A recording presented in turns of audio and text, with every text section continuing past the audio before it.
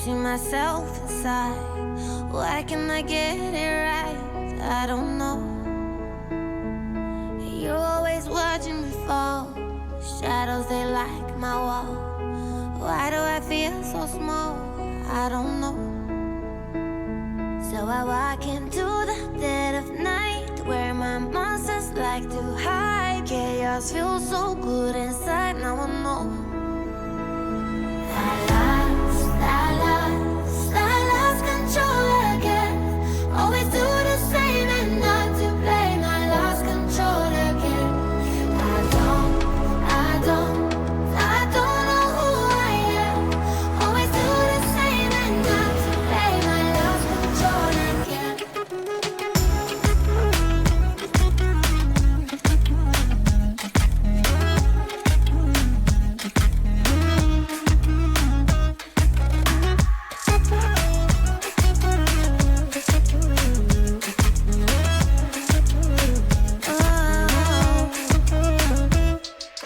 tired of being afraid, but lately I lost my faith.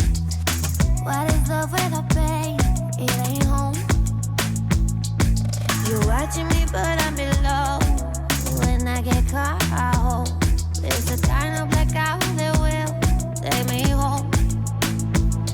So I walk into the dead of night, where my monsters like to hide. Chaos. Hello, it is I, Quang, back at it again. Season 2 MultiVersus Singles, number 4. Quatro. I'm here with my lovely, wonderful, handsome co-host, Juice Wayne. How you doing, Juice? I'm doing well. Doing well. Great day. Great day for some MultiVersus. Yeah. We're here to watch some competition. Fun fact 4 in a lot of East Asian countries is considered a bad luck number. Because it sounds similar to death, like the pronunciation of it. Oh wow. Yeah, and you know what? All these competitors need to be looking out. Because death is sure, right? That's like Yeah. death We and are taxes. going to see a lot of death. We're going to see a lot of fighting. But there's only going to be one victor. And hopefully his name isn't Victor or her name. Even worse if it's her name. Even worse. Hey, whatever floats the boat, honestly. Yeah, sure, right? 2025. Do what you Yeah, want. own your name. Own your name. Just own it. Have you looked at the bracket yet, or? Yeah, I got it up. It's looking pretty good. Yep. Yeah. For one, nice to see Brian G. dabbing in. Nemesis. Yeah. Yes. Nice to see Brian G stepping in here. We got Nano pulling up today. Nano. Yeah. Snarks from Marks making a return. Gorify is gonna be here as well. Good to see you. Was able to check in this time around. Yeah, you guys got the bracket up on your screen there now. This should this should be a fun one. I think that of the names I'm seeing on this there's a few new names I haven't seen before. She Sweet. I don't think I've seen She Sweet before. El Pancho. Don't believe I've seen. There's a few names that are kind of new, so it'll be interesting to see.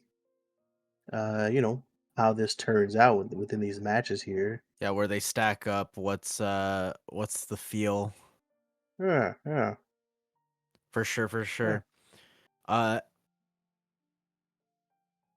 As a reminder to the stream, it's going to be a best of 3 all the way up until the top 8 bracket.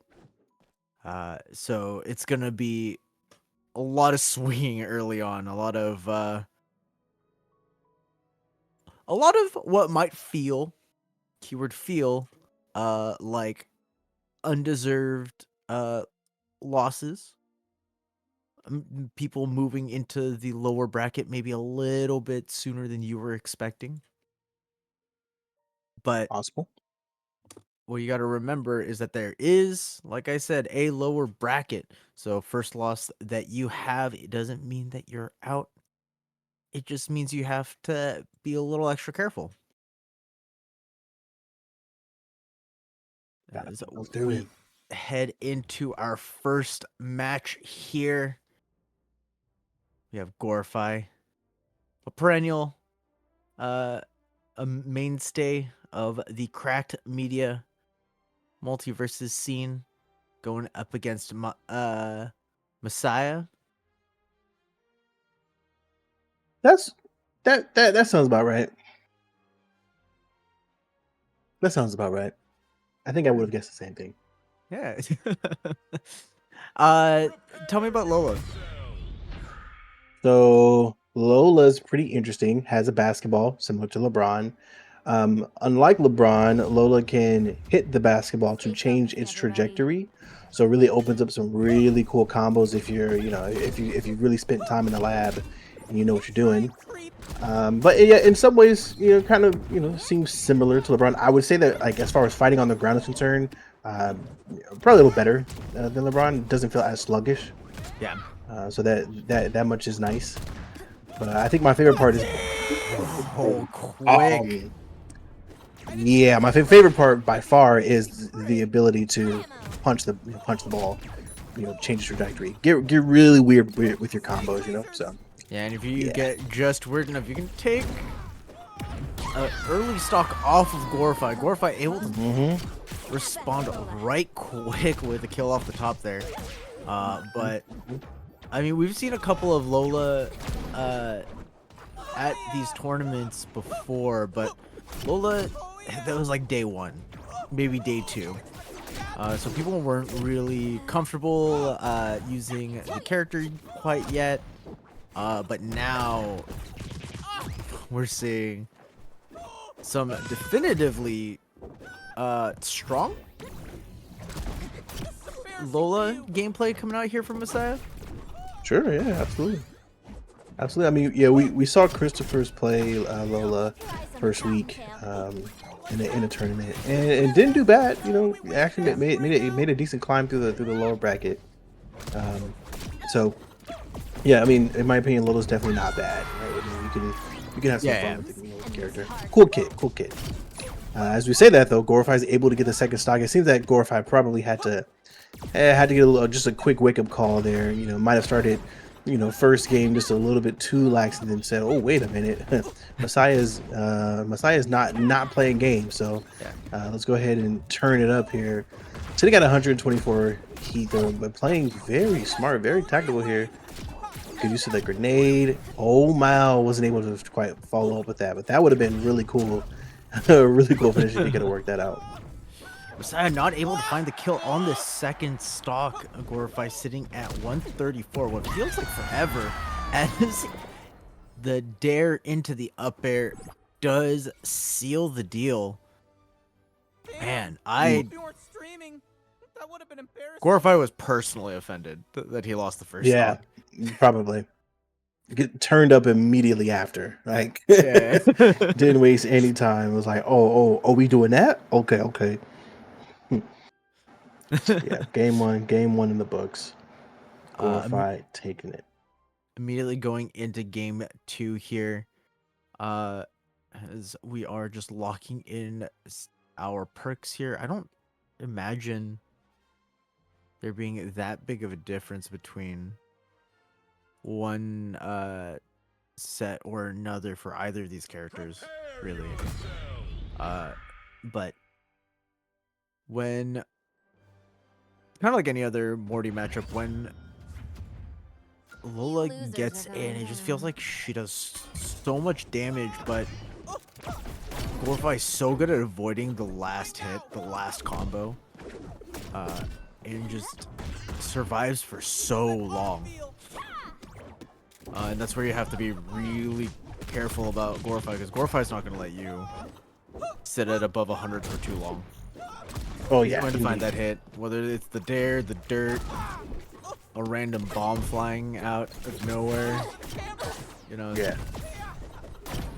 Yeah, And yeah. Glorify always finds a way, and is very slick at doing it as well. Very, very quick on the movement, as you can see here, using that dirt to get that first stock off. Ooh, wait, Glorify, stop it!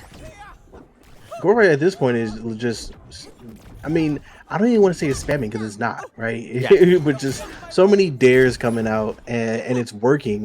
Following up with the Sair, using that grenade, just kind of keeping things really scary. I mean, Glorify is on a tear at this moment. yeah, Glorify doing such a good job of Messiah trying to find any opening. Now, second stock gone. Glorify has taken full control of game 2 here. Able to dance around all of Lola's approaches. Basketball goes wide. As we My goodness. see, going for a jump read there, but not connecting. Dash attack's good, but not good enough. 118 on Morty here. Lola trying to find their way in. Not quite enough. Using the spaceship to recover. The reflect of the bomb puts Morty in a rough spot. Tries to go for it all. Doesn't get the hit. And loses the stock finally. But Glorify is still sitting comfortable up the stock. Yeah. Glorify back on the prowl again, using that grenade. The explosion from that grenade seals the deal. I mean, that was a Glorify match. Yeah. That was definitely in Glorify's favor. Um, yeah, again, for game one, I got a little quick wake up call. Wait, whoa! I forgot it's Friday, 7 p.m. Pacific. Hold on, let me lock in. So that's exactly what they did, and came out with a dub. So GD's Messiah moving on to the lower bracket, but not done yet. Yeah, I mean, clearly there's something that Glorify figured out between game 1 and game 2. I guess it partway through game 1. And that's the difference between a mid and a top player, is that ability to adapt, to wake up, to like remember matchups as they come up. Because man, even if you're a solo maining, there's so many matchups that you have to go through. We're talking your own character that you have to learn in and out, and every interaction that your character has with Powerpuff Girls, Tom and Jerry. Who knows? Maybe a random Black Adam shows up out of nowhere again, and you're like, oh, I forgot what this character does. And that might be enough to swing the tides. Yeah. No, it's true. I mean, as you're grinding through that solo queue, that's exactly what's gonna happen too, Yeah. right? And it's the exciting part because it's the discovery of it all, but it's also the frustrating part because it's the discovery of it all. Yeah. You gotta love that process. I mean, that's pretty much all it is. As we queue up the next match here, we have. It's good to see Brian G. Sorry, I'm going to mess that up all over again. I spent so long fixing myself. I made such a concerted effort to fix myself, and then he disappears for a few Then you weeks. become cold again. Yeah, exactly. That's what I'm saying. You gotta earn my love.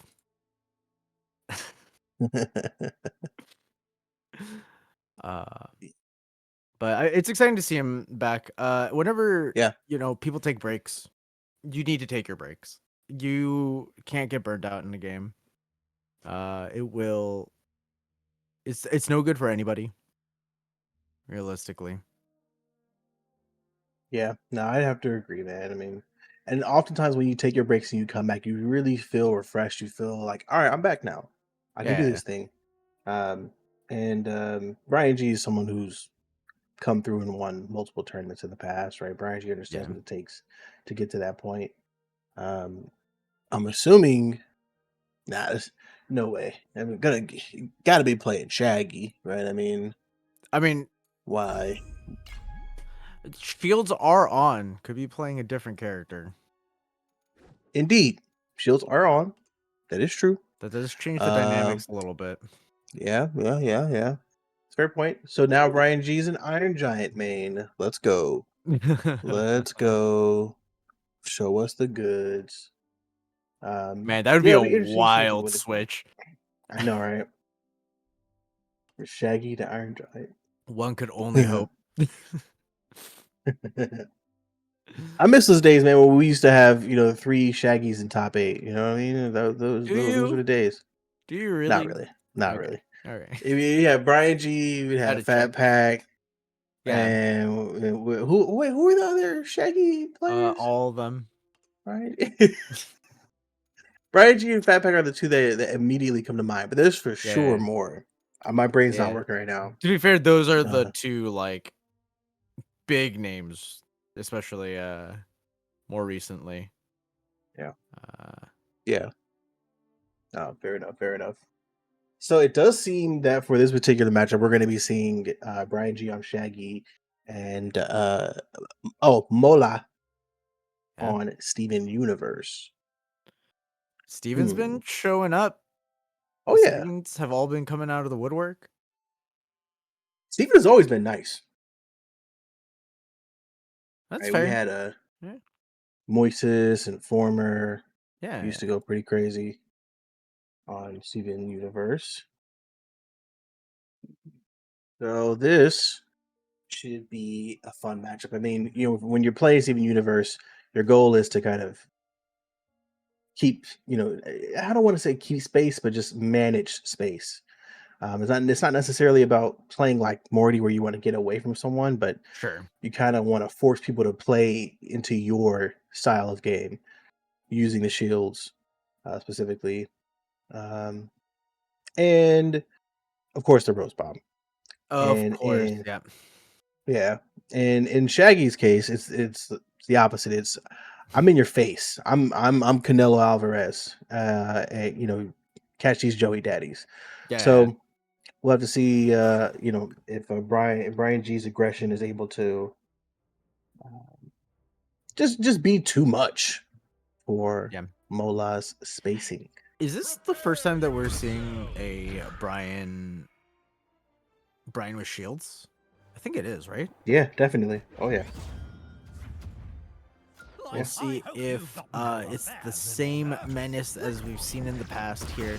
As we start the match off, immediately a shield coming out. And Steven doing the Steven things, getting a friend. Buddy system's very important. As Brian Yee's the first one to get comboed, already at 60 heat. And Mola's just getting in there and finding every hit. Brian, Wow. just getting bopped off the top. Yeah, that's a bit of a shock there. I don't think we expected to see that so soon as well. Mola's definitely throwing some hands right now, using that nair to come down and be very annoying here. Steven Universe nair is so annoying to deal with, and if you use it properly, you're an absolute menace. Mola's movement though is very spicy. I mean, really staying mobile, playing very smooth, not getting too caught out here. Was doing a little edge guarding, but that didn't work out. And caught a Sair to the face. And now Brian G has responded with a stock of their own. So 73-0. Definitely in favor of Mola at the moment. And Mola is using those shields, their advantage. Nice Sair. Doing a bit. Almost hit off that uppercut. Didn't quite do the job though. Yeah, I will it's say, not looking bad. Brian's done a really good job of staying patient, at least as patient as we know Brian to be. It's really easy to just lose yourself when you suddenly just drop a stock from out of nowhere. So, you know, keeping it relatively even now, basically the same, even basically the same heat levels, but Steven getting a couple of good hits on there. Brian went for it all, is unable to do so. I like that Brian's moving a little bit more as well. We can kind of see compared to stock 1, Brian started moving a bit, but is it a little too late? 83 heat on the Shaggy, trying to make it back. Also burnt out. This is a dangerous position to be in if you are Brian. Mola finds the jabs. Not strong enough to kill off the top quite yet, but Brian's in the triple digits. Yeah, this is shield. Mola. Nietas Mola definitely showed up. Okay, and did the damn thing, taking game 1 over Brian G. Definitely not what we were expecting to see in winners round 2, but still potentially 2 more games to play if Brian G can turn this thing around. I mean, like I said, if you're playing Steven Universe, you want to be able to manage space. You want to be able to make space your own. Mola did a great job of making space their own, right? I mean, there were 2 occasions where we saw them set the shield up just above their head and just catch Brian G in that blender, just bouncing up and down, just not letting him go anywhere. And so that's what you want to do if you are playing this particular character. And Mola's gameplay is working out. Yeah, first blood going to Mola again, but now Brian has started their aggression. Oh, and going all out. That's the Shaggy way. Charging up the super, whiffs the kick, but honestly, kick is still pretty safe. You can kind of just throw it out, and even if you whiff, not much can happen. These nairs are doing so much work though as he fights him again. Oh no. That's the double punish. That must hurt, man. Brian, that's a kid. That's a child. I mean, I know right now what's going on in Mola's mind. It's okay. After the first stock, you know what? That was just bad resource management on me, as Mola does get the response here. 1 stock on the board for Mola. It's very nice. Oh, the double stare! Hey, excuse me, Brian G, are you listening? Somebody to the showed stream? up. Hold on, let me just go to the Twitch chat real quick. Just make sure Brian G's not okay. Brian G is listening. Got it. Sure. Okay. Well, welcome back, Brian. That was quick. The double Sair to end the game is crazy work. Like, yeah, yo, like relax, the buddy. All right, we get it. Jeez. Well, Brian G responded. Game 2, taking the Dubsky. Moving on to game 3. Whoever wins this, going on. Round 3. What a start. Yeah, I have no words. Yeah. What a crazy response for game 2. As now we see that Brian has got into the rhythm a little bit here. Trying to chase Mola down into the ground. Great parry. But Mola is infinitely more prepared for Brian's assault this time around. Able to make it back onto stage. Honestly, with not as much damage as you might expect. Goes for the dodge read, whiffs the up air, but is now dancing around. And the classic combo jab, jab, uppercut comes out to secure that. Yeah, second yeah. stock. That second stuff. Oh, the Or, first sorry, like first coming in stock. there. Very well done. I mean, it's a solid combo into that good old uppercut. It's what we expect to see in that case. A little burnout there here though for Brian G. Want to be careful. You're gonna get caught in that little blender there. Brian G's responsible with the dare into the dare. Another dare off stage to get the second stock. That's gotta hurt. And it hurts because if you're Mola, you're telling yourself don't fall for that same thing again, and you did it 2 more times, right? Yeah, So exactly. those are the ones that hurt the most, right? You know what's coming and you can't stop it. Yeah. One. Oh, what a parry! Brian just ready to hit the button. Not quite enough. That's one of the major weaknesses of Steven is that a lot of your normals just don't have enough oomph to get rid of characters. Quick elimination of the friend and a charged Sarah after the parry will secure the first stock. Or not the first stock.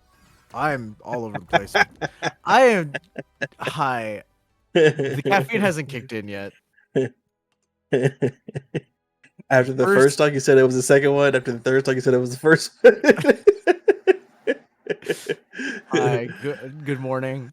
I meant That's hilarious. Brian's first set is what I meant to say. Yeah, As he moves yeah. on into winners quarters, Mola is going to be moving down into the losers bracket, where they will fight for their life. They must indeed. I just realized my Mhm. nah, outer thought. I have to my whole setup's all wrong right now. Sorry.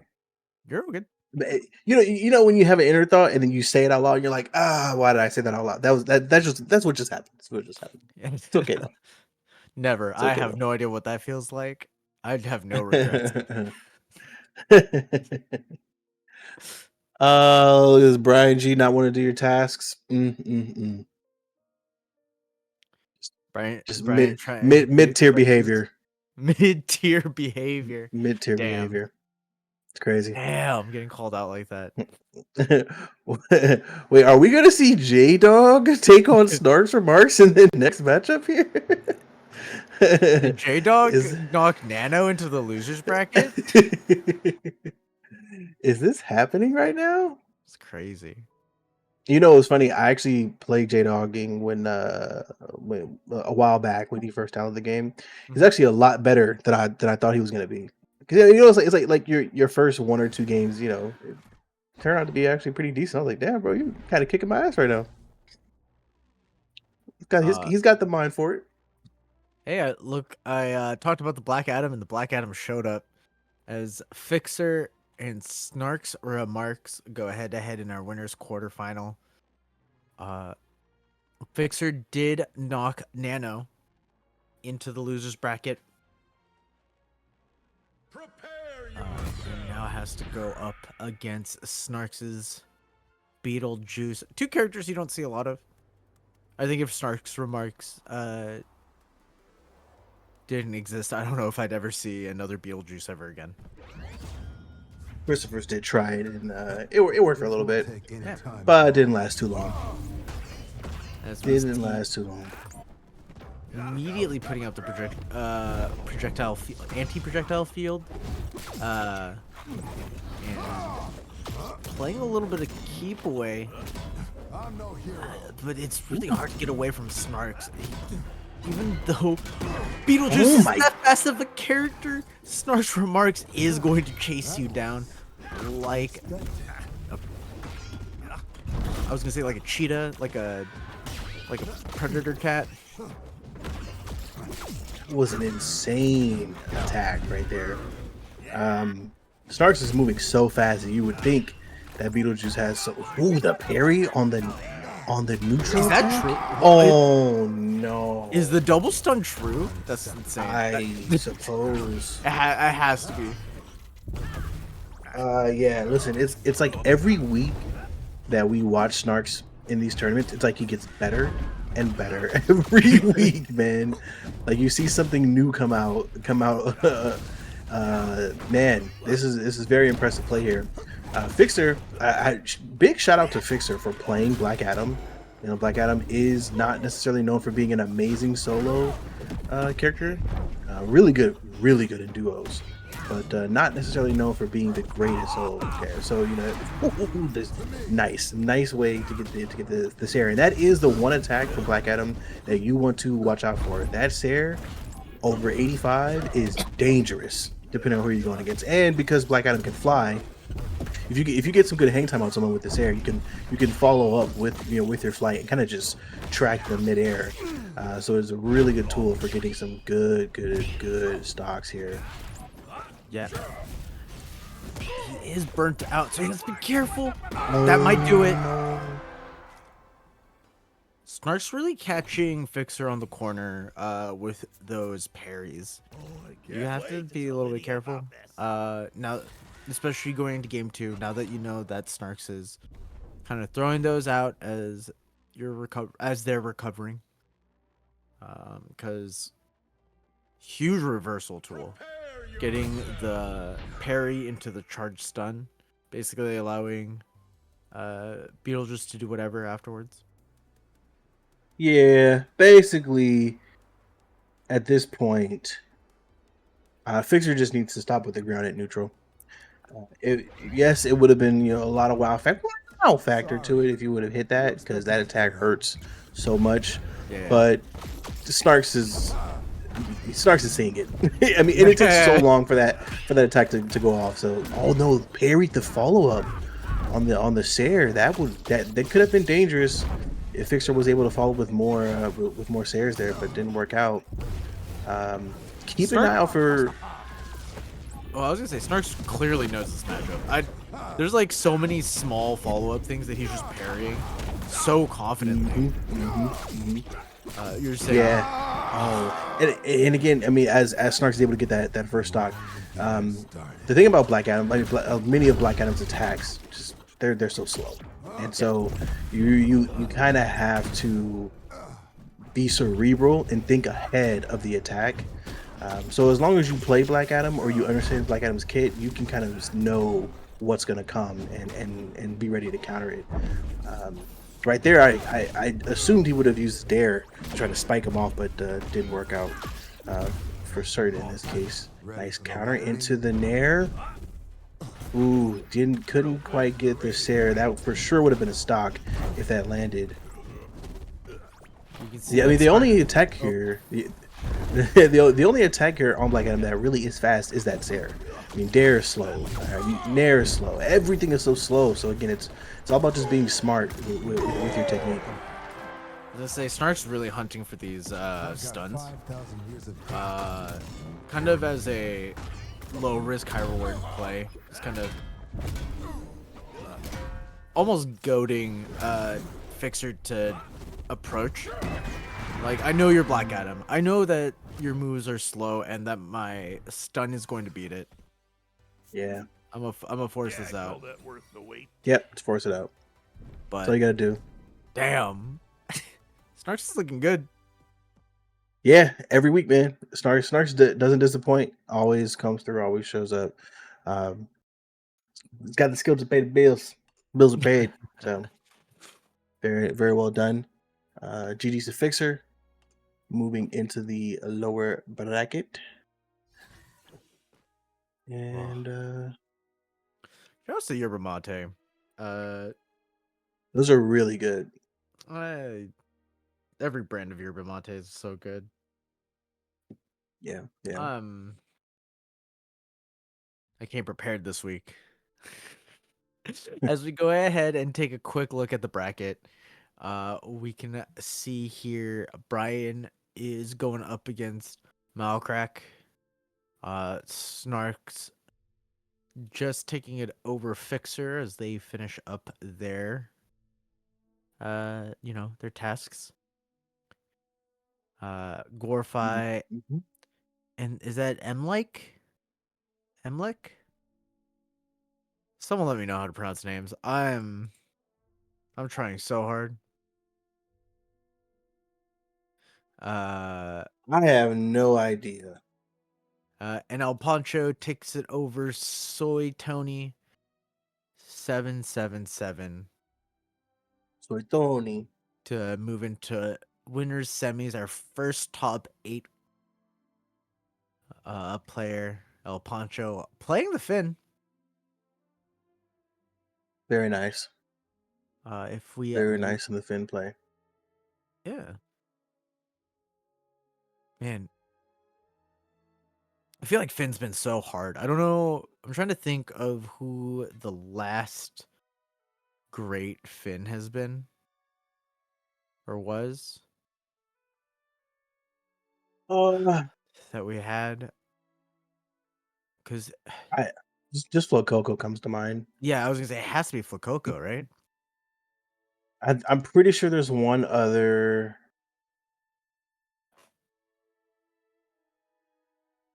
mm, I want to say there's one other. You know, if this were the beta, I would have said your boy. You know, the one you're staring at. You know, on the screen. I Because didn't play. yeah, I didn't play I Finn was in the beta. I was I was pretty nasty. Yeah, I wasn't a Finn player. I don't know why you're talking about me like that, but that's crazy. Like, what do you mean? I didn't play Finn at all. I played Arya. I was top 10 Arya in the world in the beta. That's yeah. No, I was not top 10 anything. I want to say I was like top 1,000 Finn. You know, I was a 1K, as we would say on the other ladders. I was a 1K. Uh, So, yeah, I had my name front page in the Arya singles ladder. ooh. Wait, did you ever get a screenshot? Nah, because I didn't care. I was like, Didn't lol. happen. I was like, lol. Didn't Look at happen. this. This game's so easy. These people should play melee. I was one of those shitters Come on, during the bro. beta. You should have gone to Evo after that. Could have gone crazy. Oh, I did not play doubles in that game. I could not. Yeah, that was I could not keep up with doubles. In that it was game. so fast. It was it was so I cracked, don't. bro. There's so many projectiles just happening all the time too. My brain Yeah. couldn't deal with it. Yeah, no, it's true. There was a lot happening. I also didn't have any friends to play. You know, because most of my friends would be like, "Why would we play MultiVersus when we could play melee?" I'm like, New game, bro. Like yeah, yeah, like expand your horizon. What do you mean? Yeah, yeah.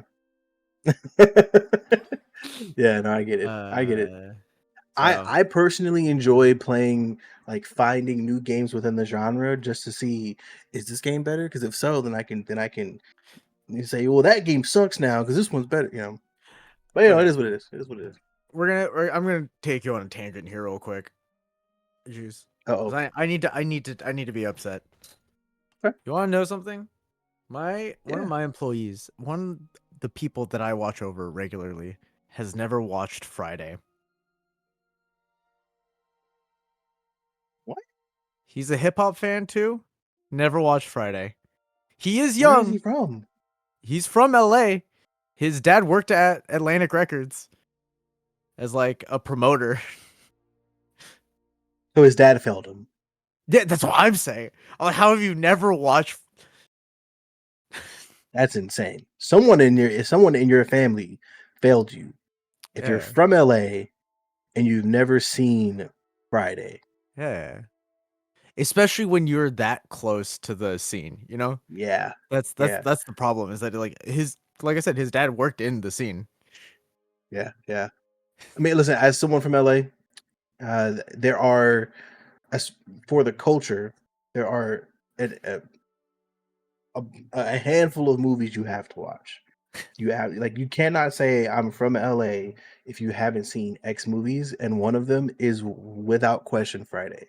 Yeah. All 3 Fridays, as a matter of fact. We gotta watch Friday, next Friday, and Friday after next. If you don't Yeah. understand what I mean when I say no more locked doors, you're not from LA. You know, you can't yeah, no, that's just The way no. that I found out too was pretty fucking. I was so mad because he like referenced the meme, you know, Chris Tucker, Ice Cube, you know, damn, like Hmm. referenced the Yeah. meme, and I was like, oh, because he didn't say it right, first of all, which is fine. He doesn't have to. but I didn't Mhm. get it. He was like, "Oh, it was like those two black guys. I think one of them's Ice Cube." I was like, "Friday?" Oh no! I think one of them's Ice Cube. Which wait? Okay, He's take a young. second here. This is the younger one. He's like, Are they from LA or are they from SoCal? no, he's from LA. Because that also makes a difference too. Yeah, no, he's from LA. Okay, he's not from like the Inland Empire. He's No, like no, he is LA within County. LA County. Okay, okay, okay. Yeah, So yeah, that makes it even worse. That makes it even worse. Yeah, he should be ashamed of himself. yeah. He should be ashamed. As we roll into, I just needed to complain. As we Mhm. roll into our first winners semis match, our first top 8, our first best 05. Brian Yee versus Snarks. Once again, I think this is our first. I'm pretty sure this is our first Brian Yee Shields tournament, which means we are going to see some new adjustments that Brian's made to go up against Snarks. I'm pretty sure.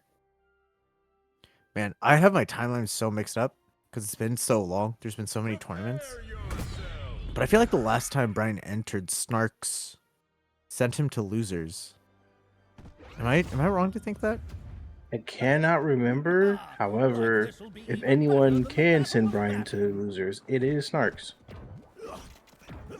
That Yeah, much we know for sure.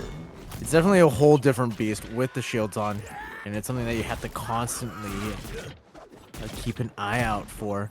But the bicycle kicks doing so much as Snark's able to find a rebuttal and chase the Shaggy all the way into the blast zone. Unfortunately, not able to close out the stock. And now they're basically even, 65 to 69. Yeah, it's not looking so bad right now. I mean, this is exactly what we would expect. A pretty even matchup between two people who know what it's like to be in this tournament setting. You know, nerves isn't really a thing at this point, right? So they're both just showing you pure raw skill. And as I say that, the raw uppercut comes out, and Brian G gets that first stock. But I mean, it shouldn't take too long for Snarks to go ahead and follow up, assuming that. Ooh, Good that fall jump. almost hurt. Yeah, it's a really good. Oh wait, caught the super kick to the face here. Follows up with the Sair. Beetle comes out and gets the stock. Very nice interception. Very nice play there. Can we talk about how Shaggy's super kick did 27 damage? Oh yeah, super kick is that is no joke. Why does it do so much damage on a safe move? Oh, never mind. No Can we joke. talk about how Snarks Remarks just deleted that stock? I blinked and Shaggy's on his last legs.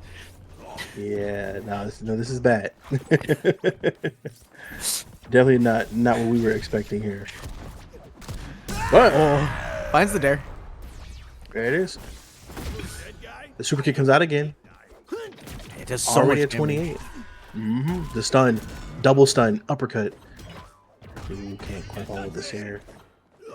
Yeah, I Good mean, shield. Beetlejuice out of the shield is really, really good.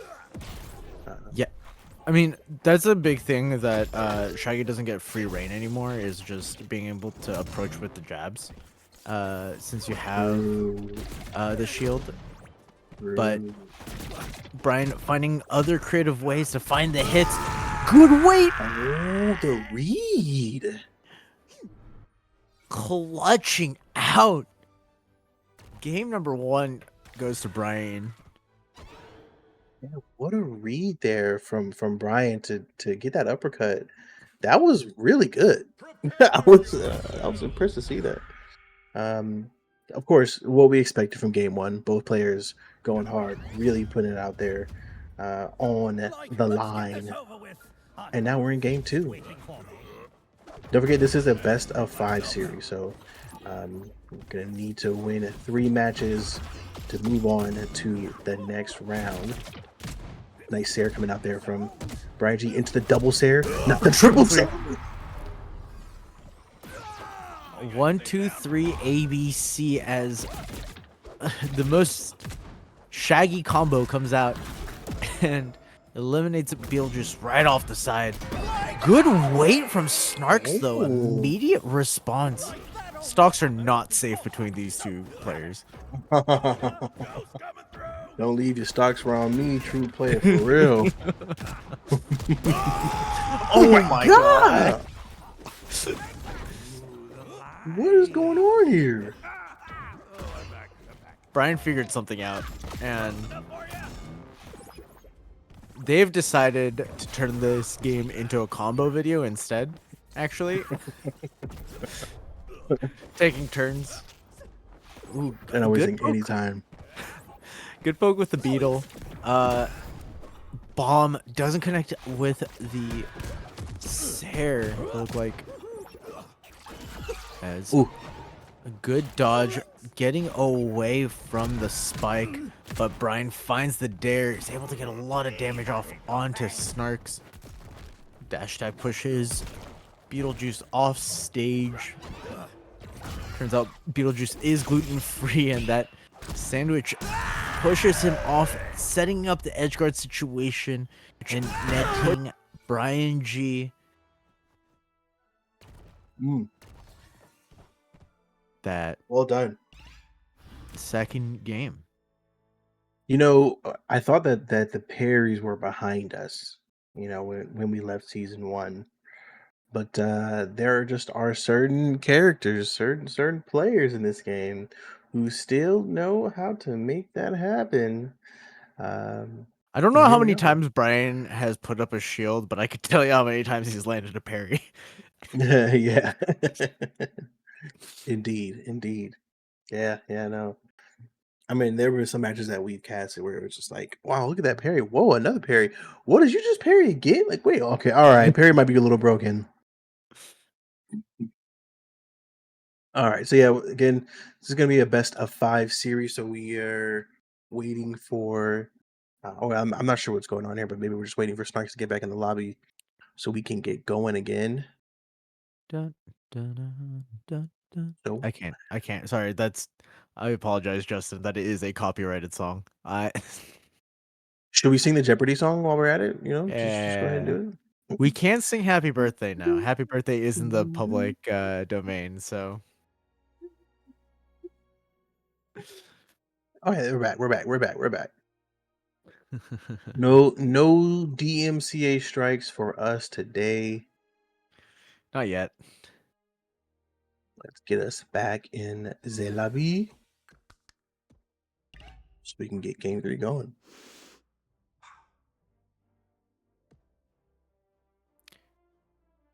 And the Brian Shaggy looking as dapper as ever. But we also have Matador, Beetlejuice, You've gotten your affairs in order. Yeah, I call that Hugh Scheffner. Hugh Scheffner. Immediate stun out of nowhere. It's like quick 43. What a call out. Oh! But Brian says, I can stun you too. They really didn't get a whole bunch off of those stuns. Brian getting a good follow-up afterwards in the next interaction. But, man, they were hype. Yeah, that might have been the most impressive combo I've seen, or sequence I've seen from Brian G to throw the uppercut, and realize that you completely whiffed, and then somehow managed to still parry your way into another advantage. Anyways, that was absolutely insane. Was on burnout for a second there, but wasn't punished, and instead does the punishing. First stop for Brian G. That's got to hurt if you're Snarks. That's got to hurt. You know, Yeah. 98 for Shaggy is no safe position, but Snarks keeps catching these nairs. Every time he jumps is just straight into the bicycle kicks, and it does so much damage. It racks it up real quick, and it can combo into that Sair, leading to a 1-2 stock lead for Brian. yes, it seems that Snarks is very cautious of the jab combo from Shaggy. Oh my god. Dare. Another dare misses. Back on stage. The Sarah misses as well. The stun doesn't connect. Dare into Sarah. Brian's feeling himself. But Brian's feeling himself. Nah, that was crazy. Like, yo, Brian, yo, Y'all need to watch out. yo.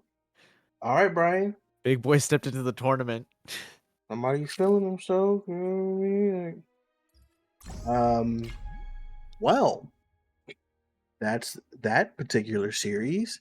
GG's to Brian. Snark's gonna be moving to the lower bracket. However, we know Snark's not out yet, so we should be seeing Snark's a little bit later on. Our next matchup will be Gorify versus El Pancho, and it looks like they're already in the lobby, ready to go. So should be able to get this going pretty soon and move on to the next.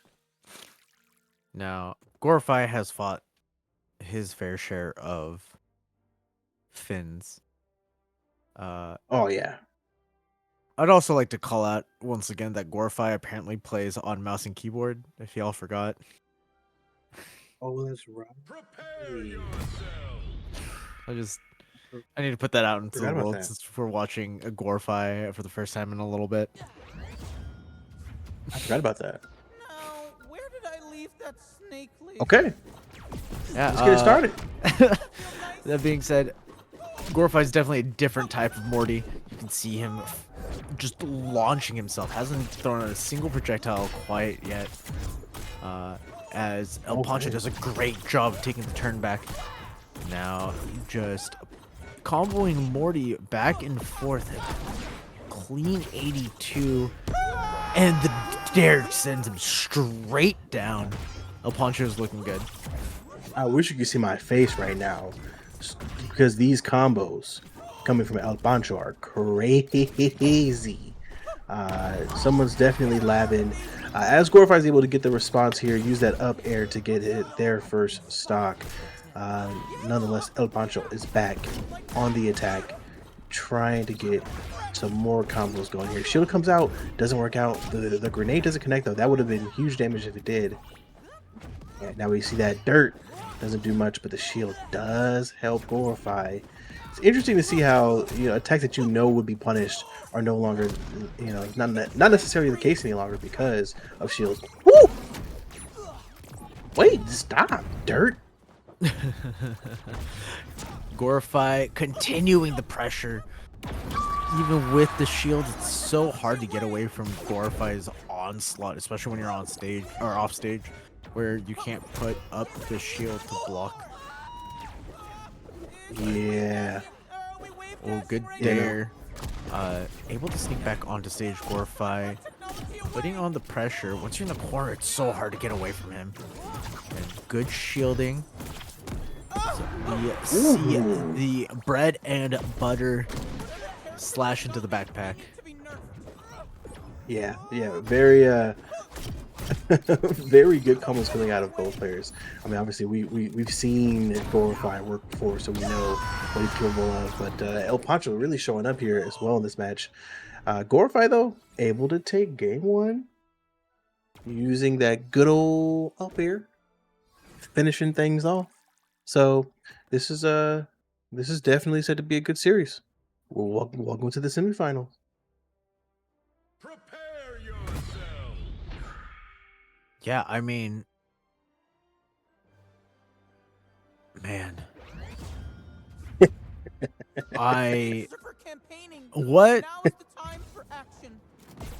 a back and forth. As we see now Gorify getting the first hit in this set. El Pancho finally gets the jab off. And is able to shark around on the ground. I like the way that El Pancho's moving on the ground here, but now is Finding the shield, hopefully to help with the onslaught of projectiles. Unfortunately, Gorify likes using his axe. Yeah, yeah. It's not too often that you see Sarah hit that hard, but it did work out. So that's the first stock. I'm sure Gorify's happy with that in this case here, and he's just kind of spamming that whip. It's working out too. It's gotten El Pancho up to 68 already, plus one stock, 70 now. So yeah, this is starting to become a little bit lopsided. Oh, and the second stock for Gorify. Yeah, this is starting to hurt a little bit if you're on the side of El Pancho. But of course, you don't want to give up, right? You want to continue to fight it out and just show what you're capable of. Oh, great combo. Tried to use the Jansport to get that first stock, but didn't quite work out. Good DI from Gorify both times, avoiding the up B finisher from El Pancho. And now they are dancing around as we see. Does the bomb accelerate? I don't think I've ever seen. I've seen Gorify juggle it. I've never seen him just like bat it around like a polo ball, you know? Look like it's getting faster and faster. But Gorify, solid game 2. As we go into game 5, we return to lobby. Uno mas.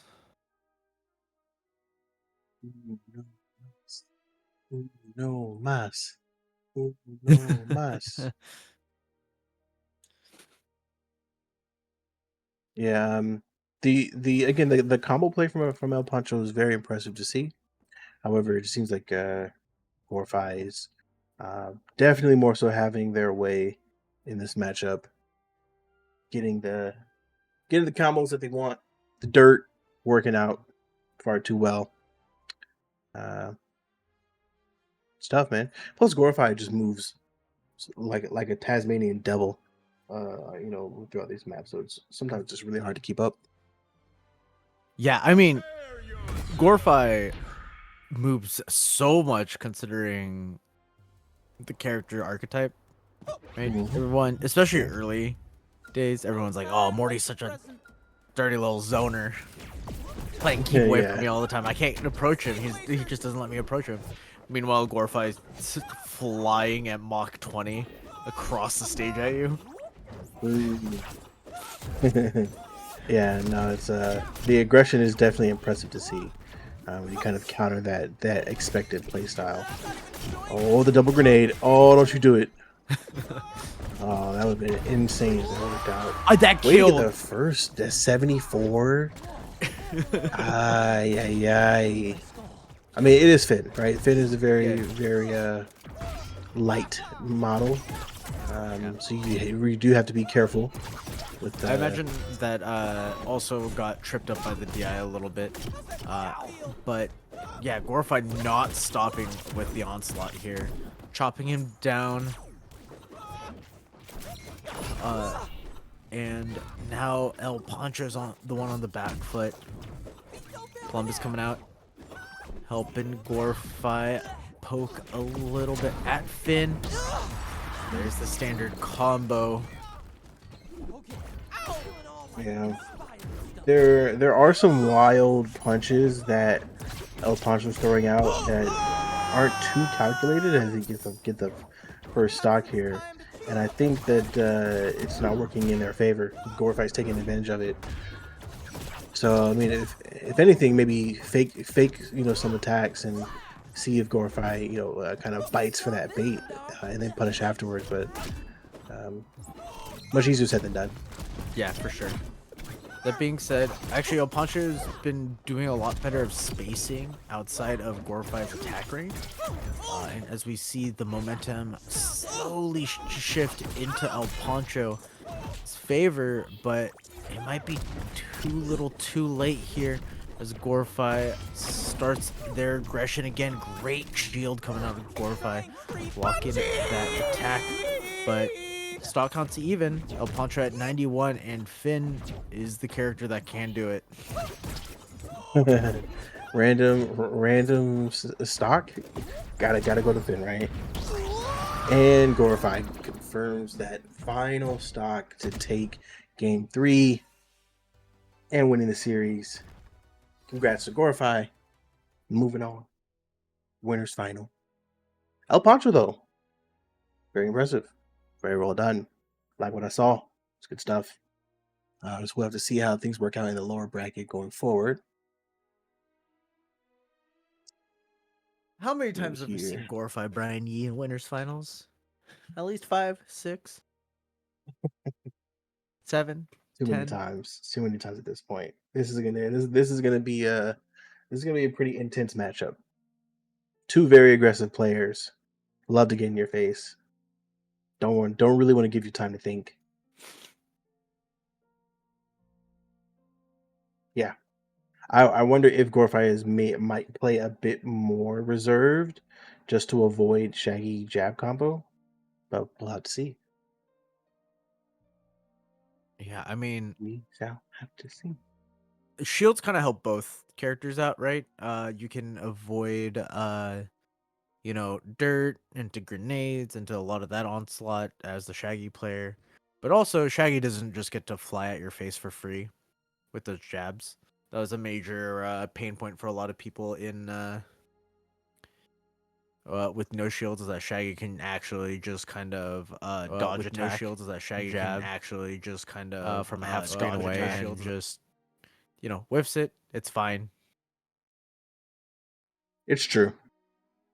I'm sure that was very annoying for people to deal with. Yeah, Sure was very annoying to deal with. We see Brian and Gorify readied up in the lobby. Winners finals. Mm. Both of them dressing up nicely. They dress to impress. They saw the dress code and followed.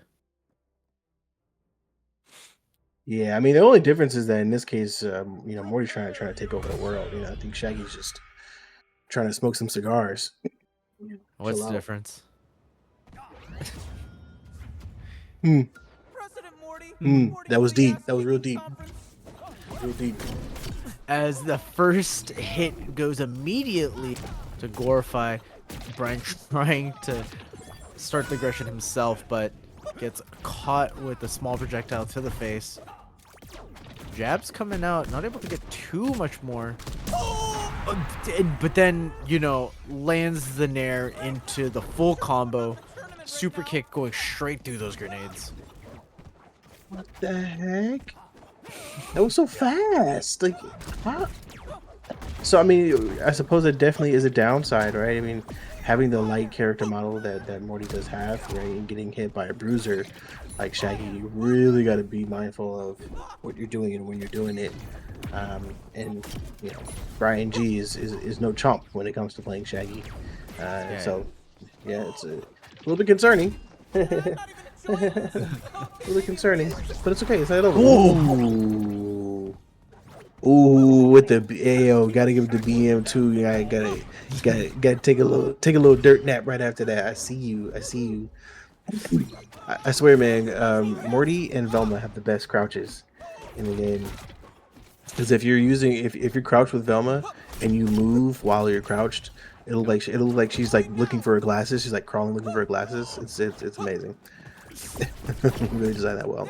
Anyways, back to the matchup here.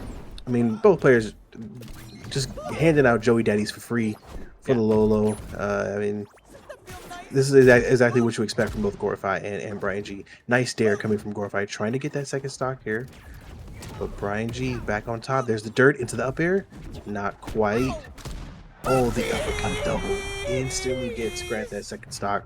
Brian G's got a nice lead. Super kick misses. Dirt into the oh, never mind. It does not connect. Yeah, the up air Neither didn't does quite that nair. connect there. Oh, call him out. Oh, and the spaceship to save him.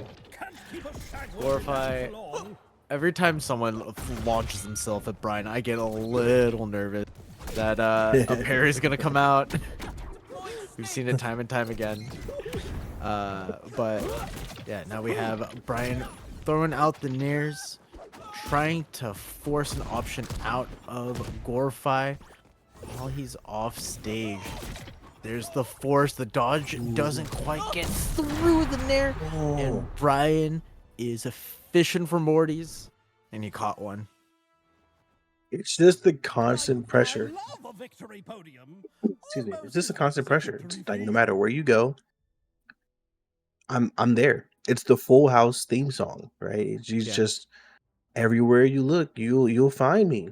You know, with a dare, a Sair, a Nair, it's all everywhere. So, yeah, Brian G is just keeping the foot on the pedal, and it's working out. Going into game 2, Gorfy, and Brian G's Shaggy here. Starting off similar to game 1 with the initial pressure coming out of Gorfy. Brian is still not finding anything quite solid enough to start a combo. And now the littering has begun. This is the area where Morty wants to be. Just no matter where you're going, you're gonna get caught by something that's gonna lead into the dirt, into the up air. And now Brian trying, almost got the read. As we saw him turn around with the nair there, but not able to catch Morty. Good DI coming out of Gorfy, not getting caught in the loop there. Trying, as Brian tried to force the tech for the follow-up, but good patience coming out of Gorfy now. Knowing that they're a stock up that Brian has to approach. Brian doesn't, Shaggy not having the greatest projectiles, but this super kick is a good way to just, what BM? That was BM. I've never seen a more BM crush come out of Gorfy. And then the response with the neutral attack follows up for another stock for Gorfy. Gorfy is a sniper. It's out. The sneaks come through.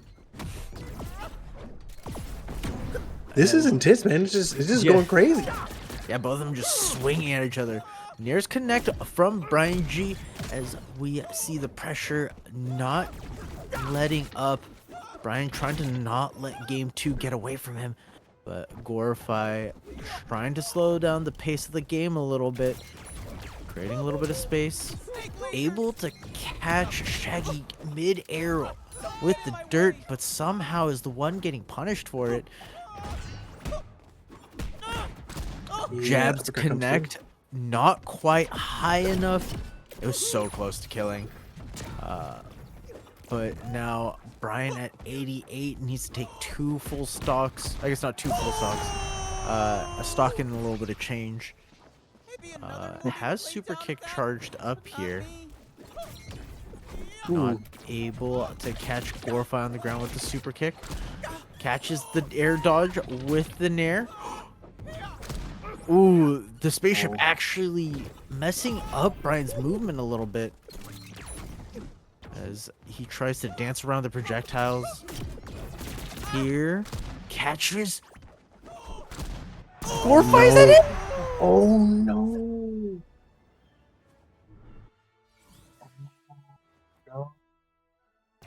Shaggy's still Shaggy, man. Shaggy is shagging. I don't know if we could say that, but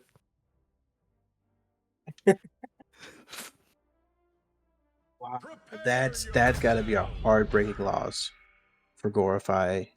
Ah man, Brian G turned that game around, up 2-0 in the series now. Again, this is winners finals. Winner of this series will be moving on to the grand finals. We're either going to be going to a game 4, or we're going to be moving down to the lower bracket to see what the action is looking like down there.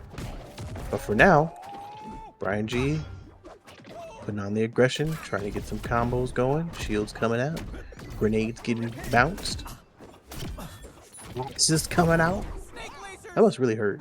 You know? Yeah. Who wants to get hit by an axe like that? Yeah, it gives a little serial killer vibes when he's swinging it around, blank expression on his face. Yeah, true. Like even when he's like summoning the dirt, he's like screaming, you know, he has emotion on his face. But when he's swinging that axe, it's just in the air. Take this. It's like Dexter. Able to get the dare into the up air there, and the bombs catch Brian out of the air. Glorified now just trying to keep up the pressure. As we see him play a little bit of Frogger back and forth from center stage. Oh, that was almost it for Brian, but able to DI out of the situation there. As we see Glorify trying to edge guard here. Brian able to make it back. In the triple digits now. Strong hit into up air could do it. A lot of projectiles can kill here as well for Brian. Good duck coming from Glorify, making sure that Brian doesn't hit. And now Brian is in burnout. Oh, calls out the dodge. Able to catch with Brian's him, I think. Yeah. I mean, what the heck? He unleashed all his power at that moment. Yeah, right there. Glorify up a full stock though. And this. Oh no! No. Oh man, that would have been. That would have been nuts. I'm going to say that you and I said oh no for two different reasons. I thought Brian was going to kill himself. Yeah, no, true. I was definitely thinking more so the aggressor getting the win there or getting the stock there, but you're right. I They saw counter. Glorified dodge, and I felt like Brian might have just been holding right. That counter happens way more than I would like it to, but it's always great when it does happen. And now Dash Brian tactic, G, yeah, which is something we don't see too often with Shaggy. But Brian G, what, that did 20 damage? Yeah, so I get it now. This is actually an adjustment for Glorified crouching so much. Trying to catch out the crouch where it's really hard to move out of. With the stationary and hits low, that key blast. What should I call it? We have the super kick. We have the super.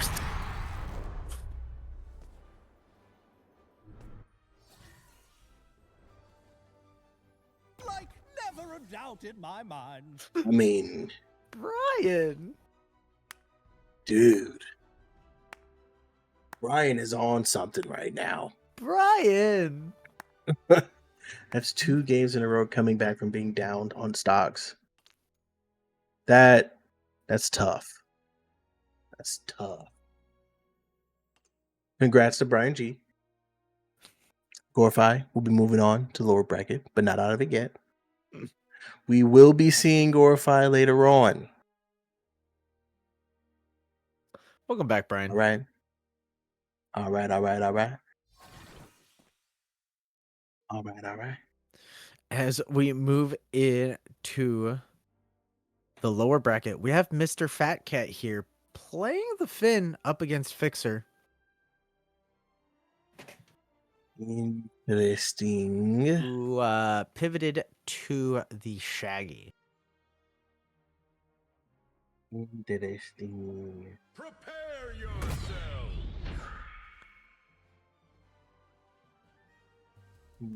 So, this should be an interesting matchup. I mean, Yeah. both characters want to play aggressive. Both characters want to box. The big thing is that Which is better, brownie or sandwiches? Fat Cat has a sword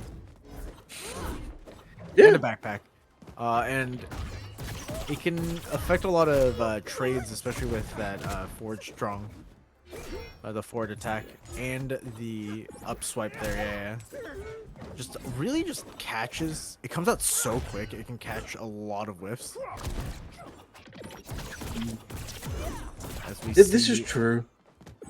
Mr. Fat Cat doing a great job, kind of keeping the pressure on, but also staying right outside of Shaggy's attack range. Calls out the dodge with a huge punish, and decides that he wants to buff himself up. Buys a couple things from the shop. Why not? Get solo leveling. Just go ahead and get your stuff. At this point. All right. Well, I mean, you wonder how long before Fitcher's able to respond here. I mean, at the moment, Fat Cat is just throwing combos out, so not really a whole lot of responding to do. Dash attack gets punished. Fat Cat back on the prowl. Tries to go Super Saiyan right in front of your opponent. Do not recommend, but to each his own. To be fair to Fixer, Brian does that all the time. I don't. Yeah, that's just EO, right? I mean, Fat Cat bringing Fixer all the way up into the triple digits already, and now playing real patiently. Is just playing really solid fundamentals, honestly. Just making sure to stay outside of the attack range, but the shield break will do it. I almost didn't recognize that it was a shield break because of the other other bubble. Yeah. Yeah, no, I agree. Yeah, I just saw him moving slow motion. And I'm like, huh? What is that? Yeah, you're right. But 2 stocks to 1. Fixer needs to take 2 more without taking too much damage, especially since Fat Cat has shown off the his ability to close out these stocks. Yeah, I mean, it's just the combos coming from Fat Cat are just so much. Ooh, That nice parry. Now Shaggy in the triple digits in KO range, honestly. A little bit closer to any blast zone, and Fat Cat can seal it. Being off the edge is not where you want to be. Clanks with the super uppercut. But the Jansport is what's going to seal the deal, as Shaggy just got deleted. Fat Cat did that. Huh? Well, As we return to lobby. okay. So we're gonna see a switch up here. Yeah, Fixer going back to the Black Fixers Adam. Going back to Black Adam, yeah. The Shaggy experiment did not work out. This is seemingly tougher for Black Adam, Sure. because Finn is lower to the earth. Many of Black Adam's attacks, if you want to hit it, hit someone who's low towards the ground, you really gotta strategically plan that attack out. Like lightning, for example, having to angle it downwards. Yeah. I'm pretty sure if you angle it lateral, it's not going to hit Finn's head. I don't know if they changed that though. The lightning is also a weak projectile, right? It's going to get eaten up by the Finn shield. That's a good question. I imagine it would. Well, So, yeah, I'm sure this we is gonna will be interesting. find out as we go into game number 2, Fat Cat versus Fixer. First time we're seeing the Black Adam in this matchup. Fixer did show some good things in Winner's side with the Black Adam, but now it has to deal with Mr. Fat Cat, another different type of Finn than what some of us might be used to. As the full assault comes out of Fat Cat as he switched. Just notice he switched. I think it's to the turtleneck, to the wool sweater. Yeah, I mean the dare is somewhat connecting here for Fixer, but besides that, not much. Yeah, parry coming out from Mr. Fat Cat. I will say that one of the bigger things about Finn nowadays compared to when I think we saw him most popular is his kill power has been greatly reduced. Mm-hmm. Yeah. What used to feel like it'd kill at like 20 now. Finn has to work a little bit into the triple digit. Yeah, no, it's true, man. Fat Cat doing a good job of trying to keep it to a ground game. And now that Black Adam is burnt out, that's when he's starting his assault here. Ooh, it's caught with the lightning. Good combo coming out of Fixer. However, getting caught out by the jab. Follow up. Not much to go with it. Ooh, good dodge coming out of Fat Cat. He's so aware of just what's going on. And trying to keep up the pressure, trying to not let Fixer back onto stage. But even afterwards, you can see Fat Cat keeping up the pressure. Only has time to buy a couple of new shoes there from the shop. But that speed bonus will help quite a bit to extend these combos. Sarah catches. Yeah. And Sarah hurts. Sarah hurts. I will say the Black Adam's looking better than the Shaggy. Coming out of the Fixer. Yeah, as of right now, definitely. Early on, it looked like Fixer was struggling to make some connections happen, but things are starting to kind of come together at this point. So it's definitely looking better. You gotta watch those follows. So the tilt. Ooh, just couldn't do anything about that, unfortunately. I wonder if I don't, because of the angles, I don't know if it would have worked, but the aerial down special where your Black Adam shoots the two lightning bolts in an angle. Morning, maybe you can use that to kind of stop the onslaught. But it's hard to say. I mean, it's hard to say based on how Fat Cat is moving. Yeah, I mean, Fat Cat looking really hard to catch. Just in general. Like, yeah. He's just moving really well. Which can be really frustrating when you need to lightning with your name on it. find these hits, because Black Adam doesn't have a lot of options to come to his kill moves.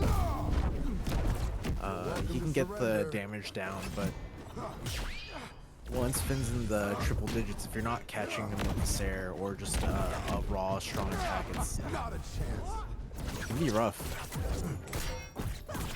And so Fat Cat starts his pressure now. Nice combos. Coming from Fixer as well. The lightning comes out. Yeah, this Doesn't is where quite do exactly what you expect. This is where the matchup feels. It seems like it feels really hard for Black Adam as Fat Cat finds the dare. But yeah, this is yeah. Once Finn starts hitting these triple digit numbers, just trying to get the kill. Oh. The dare comes out into the nair. Very nice. Very good response.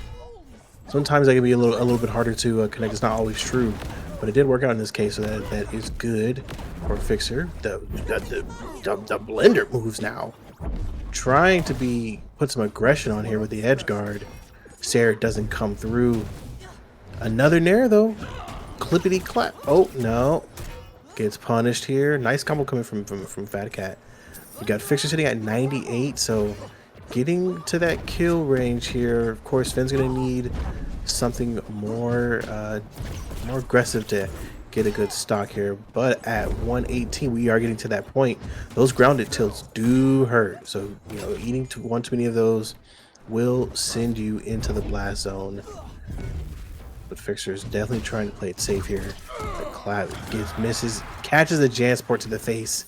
That's the second stock from Know Mr. what Fat Cat. happens when you anger the man in black? Good stock coming out of the Fat Cat. You can see that he's trying to move more in general. Trying to take up as much space on the stage here. But Fixer's doing a good job of just catching Fat Cat. Unfortunately, having a hard time closing out this stock and taking so much damage for that. Yeah. Yeah. It's unfortunate. Unfortunate. You hear these attacks though. Both players sitting over 100. Oh, the dash attack from Fat Cat to finish it off. That attack hits hard. Yeah, So, do I get like a trophy or that's something? a Well Not done. that I'm in it for that stuff. I just like winning. swing and a half. Oh yeah. Oh yeah. So got us one match down from the lower bracket round 4. We'll be moving on. Well, Fat Cat will be moving on to face up another Finn player. So we're Oh, gonna be seeing a Finn we Ditto. lost Juice for a second here. But we'll be moving on to the other side of losers. It's gonna be Sonic versus Mola. Sonic playing No. a little bit of Steve that we saw earlier in the bracket, and Mola has been playing. It look Ryan. How are you doing, Juice? Do we have you back? Mahina. My back. Oh, is it me? Uh, I see you like it looks like it. Well, I'm close. Yeah, I'm too close. I gotta move back. I gotta move back. up. There we go. There you are. Hello, hello. I'm back. I'm back, y'all.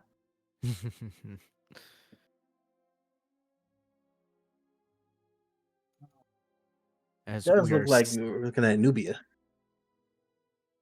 as we're staring aggressively at screen, trying to figure out who these people are playing going into this match. Don't ask me. I have bad eyesight. Anybody doing tasks, man? Jeez, what's so difficult? Unk's getting cranky Yeah, here. Unk's about to Unk in a second, you know. Same thing I did last week. Back in my day. Um, Back in my day, you'd leave the venue for 2 hours, come back and see that your match hasn't been called yet.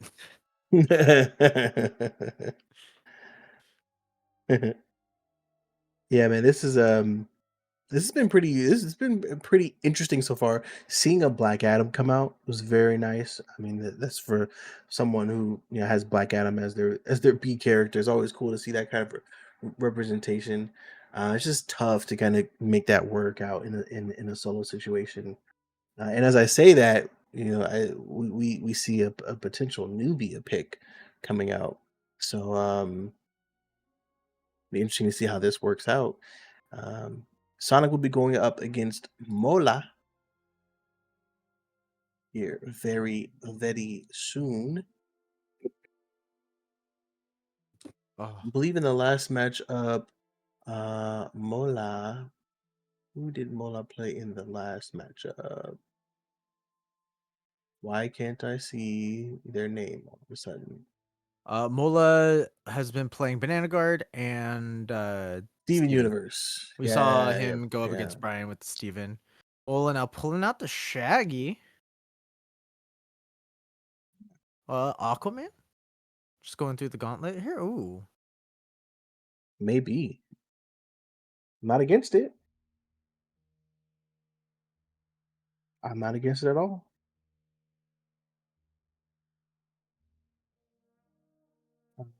I mean, I definitely don't know I who's know winning this one. you need to give me your 10-second pitch about Aquaman. Super slow. Attacks hit hard. Good luck. No one likes him. No one likes him. Yep. Apparently, I'm giving haikus, not analysis of Aquaman. Yeah, we're snapping in the back here. Oh, it's Raven, not Nubia. Oh, that's It's an the interesting Trigon skin. skin. I see. Got it. Got it. Definitely looked like Nubia, but it surely is not. So You and I are blind, and that's okay. this the Nubia Alucard skin, you know, is what it was. You know, we missed it. So Daughter of Trigon, King of Hell.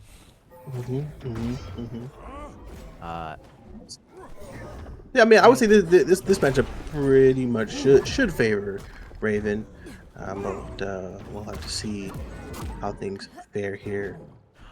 Again, Now- Aquaman can hit pretty hard, so you want to be careful. Raven was a menace with no shields. We all saw it happen. We all witnessed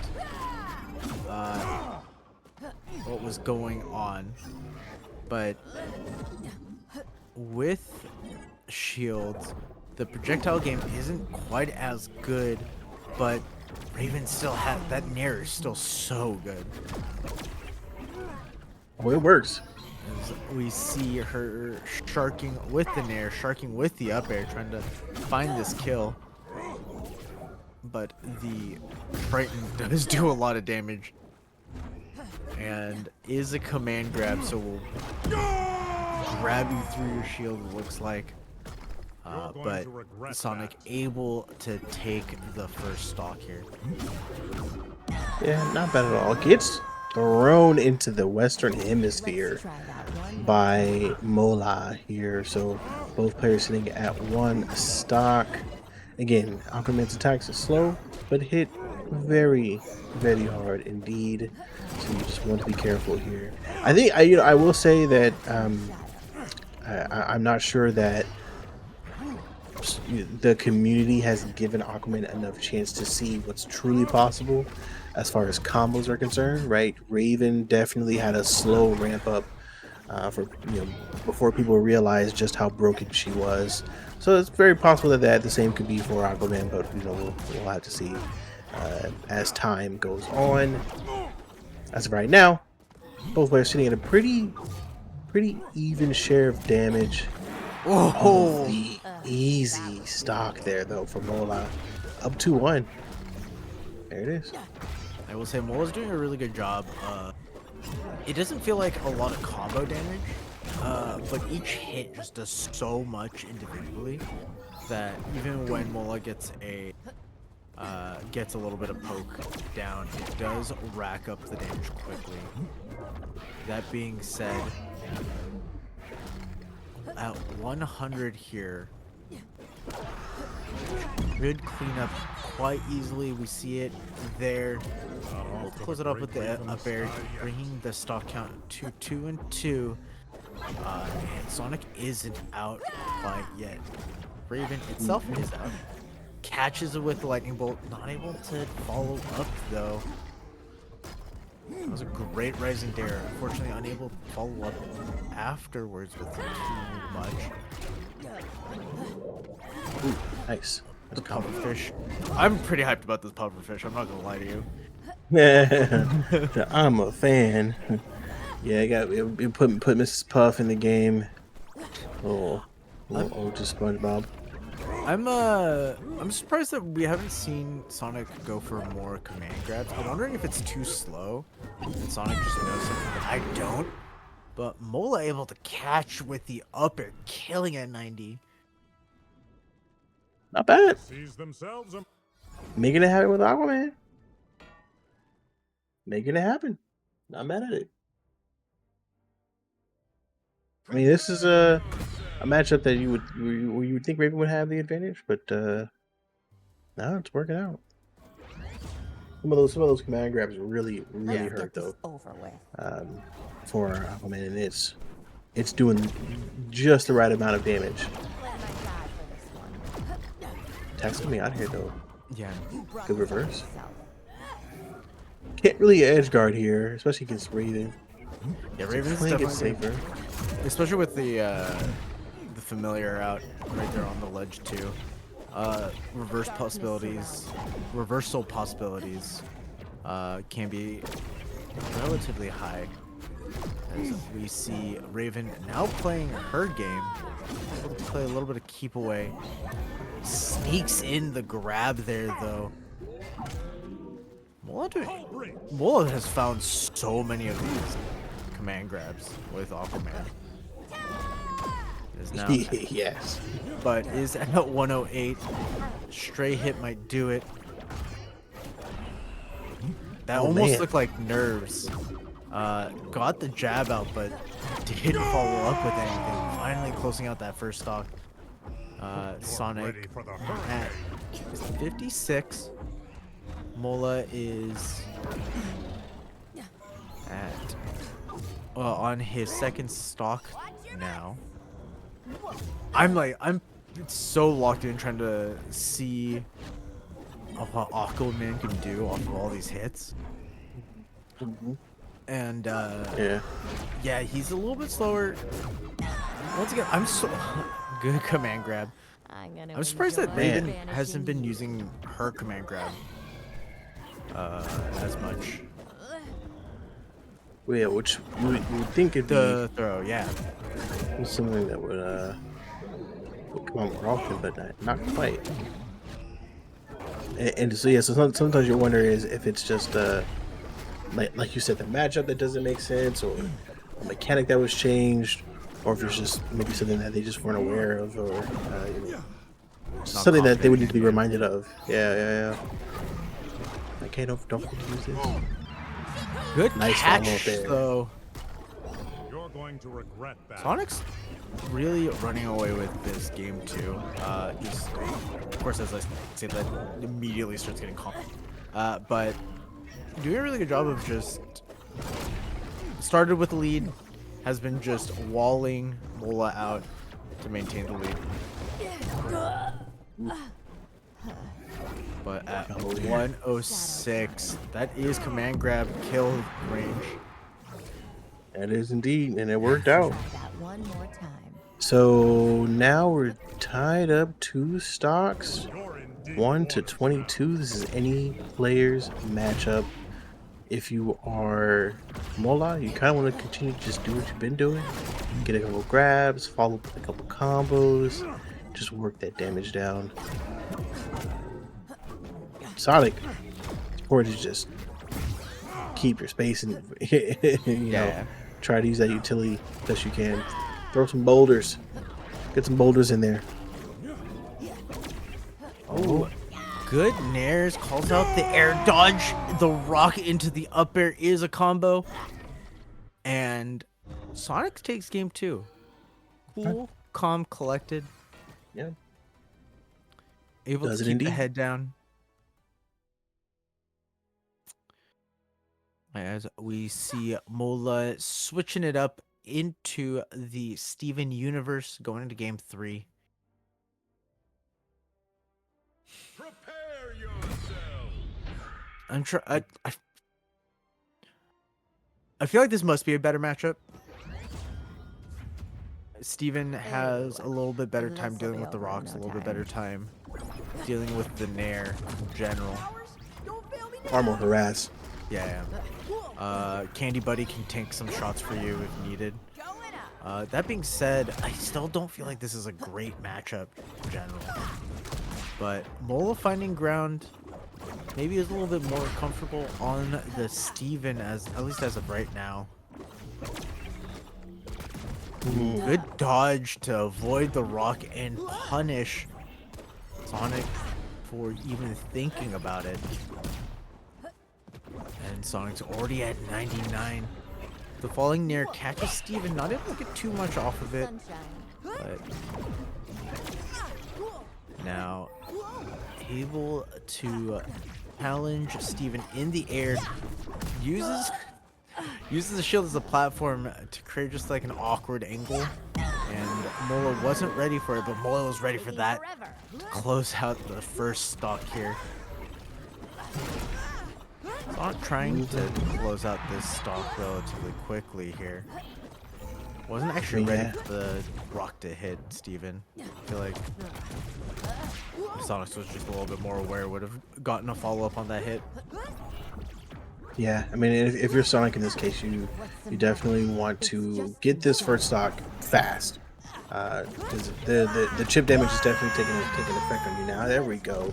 It's only at 44. Not bad. You can definitely work with this into this stock. Just try to even out things. But be careful. Because Mola definitely knows what to do with Steven and knows how to make it hurt. So it's very important to play smart. Keep that spacing going. They both have two really strong nairs as well. Ooh, good use of the shield. Yeah, the shield really, shield break coming out for Sonic. I was gonna say the candy shields really. I've been working against Mola's favor. Sonic able to get a couple extra hits off consistently. That being said, advantage Mola as the candy friend comes out, all of a sudden having to deal with one plus another. And Raven trying to find any hit on either Steven. Not able to get too much other than a nair here and there as Mola extends this lead slowly but surely. You already know what's gonna happen. This one's for you. Or do you? Mola doing a really good job of just boxing Sonic out. We're seeing just every now and again the jab comes out and just interrupts any pressure that Sonic has. That being said, at 103, another up air would have done it, but not quite connecting there. Raven's already at 78 and counting. Yeah, Raven's definitely. Sonic for sure had a pretty good control. Was kind of working out some of those combos there as he gets the second stock. But unfortunately, at 108, going to get punished and knocked off for that third stock. So, Who won? We won. Mola has got quite the advantage going into this next match. Mola prematurely celebrating. Yeah. Hopped out of the lobby. Someone go get him. Someone let him know that it is in fact a best of 5. Back in here. Get back in here.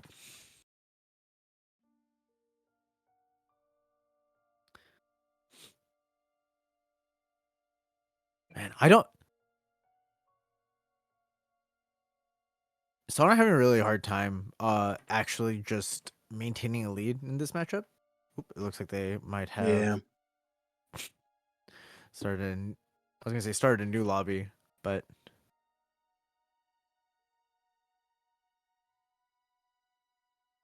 I feel like Sonic's did get a couple of solid leads, but ultimately they're just ripped out of their hand by Mola. We see Sonic switching to the agent, which is what Sonic's been playing. Sonic, sorry, has been playing for a majority of this tournament. Wait, so So this will be interesting. Agent Smith into Steven Universe. I know we've seen this matchup before, likely like a Oog the Legend versus Moises or Former in the past. Yeah, but seeing Sonic's agent will be interesting. I mean, the big thing about the matchup is that Agent's just so much faster. That's like, is able to get in. Steven's kind of at that perfect weight class where you can get a lot of hits off. Once you get your jab one off, once you get your Sair off, and side B strong, pistol strong. That being said, Oh. Mola looking real good all of a sudden. And a quick 74 coming out of Sonic to completely flip the dynamic of the game. That being said, Mola doesn't take it sitting down and is able to close out that first stock. Stock here, so now you have to wonder when Sonic will be able to respond, and does Immediately. get the response with the up special. It's an attack that you don't connect with too often, but when you do, it feels good. So there it is, first stock for Sonic. Both players at this point just continue throwing hands and see what connects but doesn't. The edge guard here from Agent Smith, gotta be careful. I mean, Sonic was in a fantastic position. I'm not sure why jump off the ledge when you are Agent Smith, and got punished as a result of it. So that's just unfortunate. We do see Mola doing so good, keeping the edge guard pressure up. And now, you know, flies in from the sky on that shield. Sonic getting rid of the buddy. Sour Patch Kids removed from the field. This is a no sugar zone. As we... God, I could have said sugar free. I'm so off my game. But Mola putting Sonic back into an edge guard position. Sonic able to get the reversal though. Can't let everyone down. Just But- a little too excited there. Wants to try to hop off the edge and do something cute, and instead got knocked off. So, yeah, you know, this one of those moments that could potentially bite Mola in the behind. Yeah. But we'll have to see. That being said, I mean, small lead for Mola at this point. Huge sequence of events happening for Sonic to bring the damage count basically even. Remember, this is tournament life for Sonic, and Sonic wants one more chance to move on. Mola hunting for the hit here. Sarah not connecting, just hitting the shield. Ooh, That side special. beat not quite killing. 130 for Steven. Is that There. Sarah the kill? The little dance afterwards. Listen, that Steven dance, a little left and right. Ooh, when he did that against me, I'm just like, controller, snap. GG's. GG's. Very, very nice from Mola to get that win there. You look like you were gonna say something, like you were stunned. Were you stunned? I got that Sarah was the softest hitting snare Sarah that I've ever seen. That's like the Sometimes it's like that. Sometimes it's like that. You know those videos of the guys throwing the like jug of water into throwing something into the pool and then hopping in afterwards to like create the huge to like launch it Yeah. in there. That's like what happened basically. No, I mean, listen, Steven's Sarah does hit harder than we give it credit for. So I mean, things like that can happen. I if Agent Smith did not go out there, I wouldn't have been surprised. I will say that at the same time, though. I would have said, Yeah. okay, fair enough. He's still in it. So, yeah, it depends on how you see it, right? We are queuing up for the Finn Ditto, Mr. Fat Cat YouTube.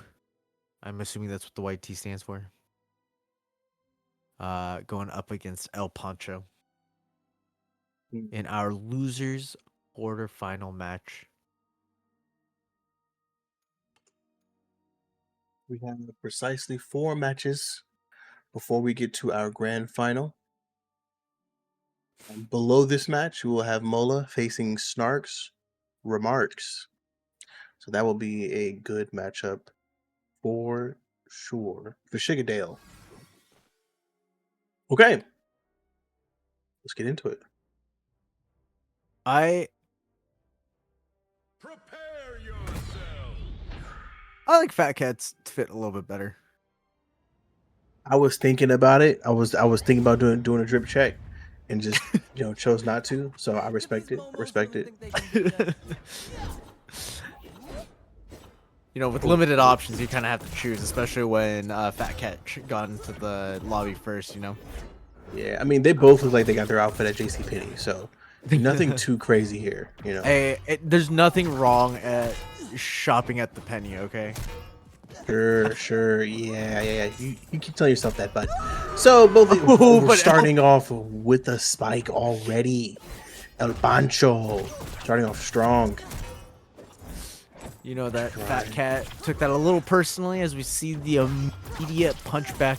Not able to find the stock quite yet. Good air dodge, good DI coming out of El Pancho to not get return spiked. El Pancho no. just piloting this Oh, character with an expertise that I feel like Fat Cat has not experienced in a while. Mancho's way. Like Pancho is going crazy with these offstage combos. Nice dare coming from Fat Cat. Pancho sitting at 142. Shit, what? Not out yet? There we go. Yeah, you gotta double dip it a taken little out. bit. Yeah, gotta double dip it. So, I mean, Pancho's in a pretty comfortable position at this point, right? I mean, do you play safe? Do you continue to play aggressive? What is the play? We'll see. I mean, continuing to go with the aggression here a little bit. Play it smart. It's so crazy because they're both swinging at each other, so it's like, who's hitting who? Yeah.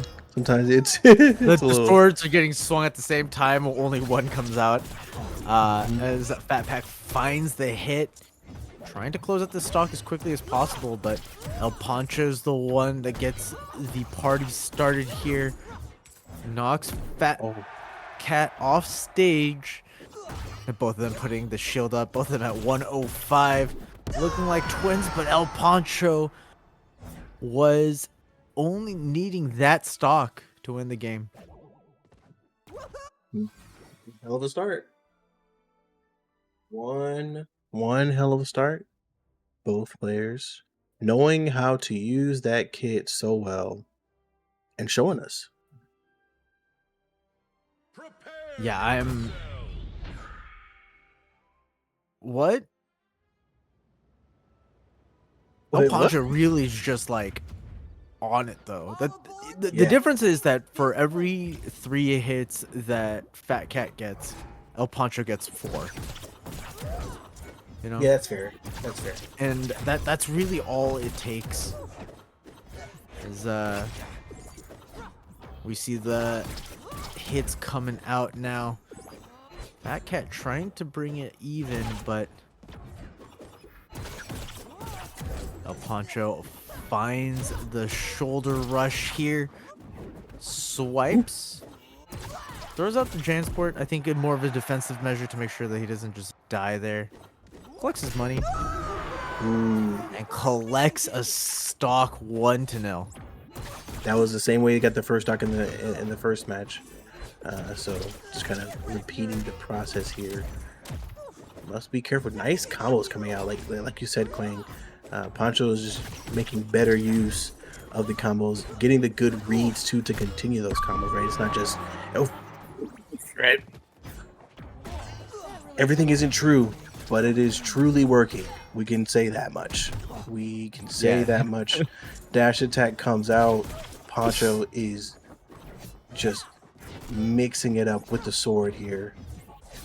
I mean, El Pancho trying to close this out here.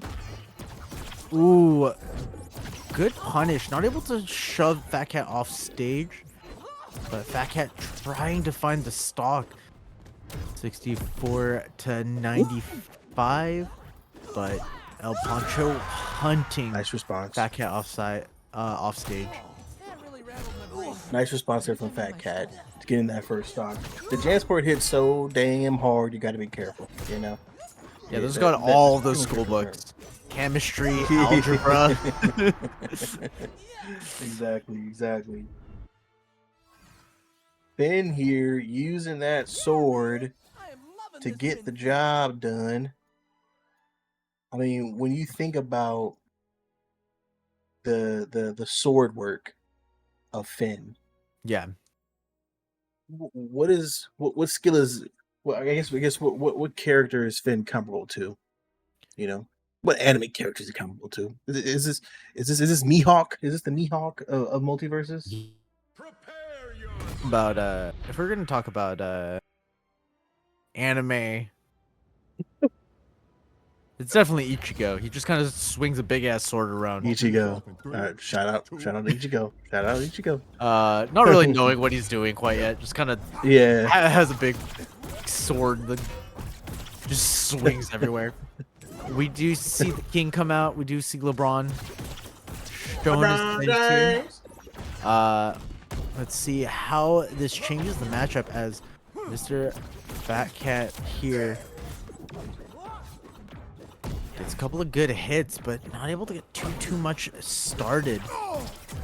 Loses the ball and unable to make it back onto stage with that shoulder tackle. El Pancho just not giving up. He's continuing the aggression, and that should do it. Yep, that. The backpack. Not ending like that. This is day one at school. Orientation just happened. Teachers are like, hey, by the way, you need to put all these books in your locker. Make sure you have them. And you're like, you know what? I'm not going to do that until the end of the day. I want to hang out with my Man. friends. I'm going to talk to the cute girl, you know. I only have 10 minutes. Man, I was different. I couldn't wait to get my locker because I just didn't want to carry any book, man. I'm completely, I've never had a locker. We never had a locker? Oh, you're one of those kids. Backpack sagging down to your butt, just walking around. Yep. Let's go. I didn't have good response from Fat Cat. I didn't have like our school didn't have lockers. Middle or high school. Yeah. Yeah, so with that information. What? Fat Cat even up the stock count, but sitting at 116 is starting to get something going. His fingers are remembering how to play LeBron James, but able to find the jab combo into the backpack swing. El Pancho goes up 2-1. This is the last game that Pancho needs to move into loser semis. But Ooh, nice Fat combos. Cat wants an extra chance. Yeah, Fat Cat's coming with some nice combos there from LeBron. Always impressive to see someone who is willing to compete with LeBron. And not the easiest character to play in this game. So if you are able to pull it off in such a way, then definitely have our interest for sure. That should just be a stock. There we go. And now 2-2. LeBron only sitting at 61, so we can have some hope. And as I say that, we're sitting at 103, so never mind. 40 hit combo coming out for El Pancho, and you really just need to get one more stock. However, at 103, as Finn, LeBron isn't going anywhere unless you're using a Jansport. And the Jansport, ooh, just about does it, but not quite. You got to be careful here, though. I see a dash attack coming out here pretty soon for El Pancho. Oh, that's it. Oh, nope, there it is. Good showing from Fat Cat. Good showing That from kinda Fat Cat. confirms it. Well done. It's a good job. The LeBron almost coming in clutch, but unfortunately not able to do so. El Pancho moves on as we move to the other side. Snark's remarks up against Mola.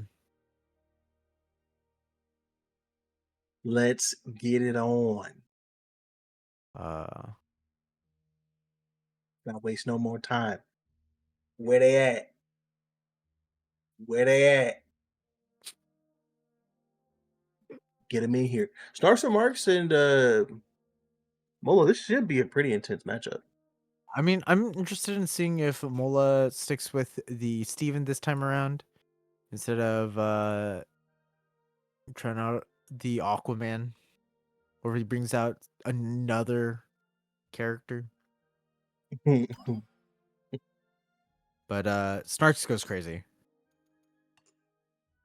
So Yeah, seriously.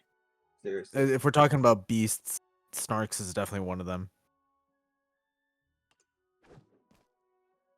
All right. Looks like once again we're gonna have our producer take on Snarks. Just as a little early preliminary matchup here, Snarks needs a warm up, so gonna provide that, um, Yeah. Snarks if you versus will. J-Dog. J-Dog wins 3-0. That's why he produces. He doesn't want to embarrass these kids. Yeah, he doesn't want to. Yeah, exactly, exactly.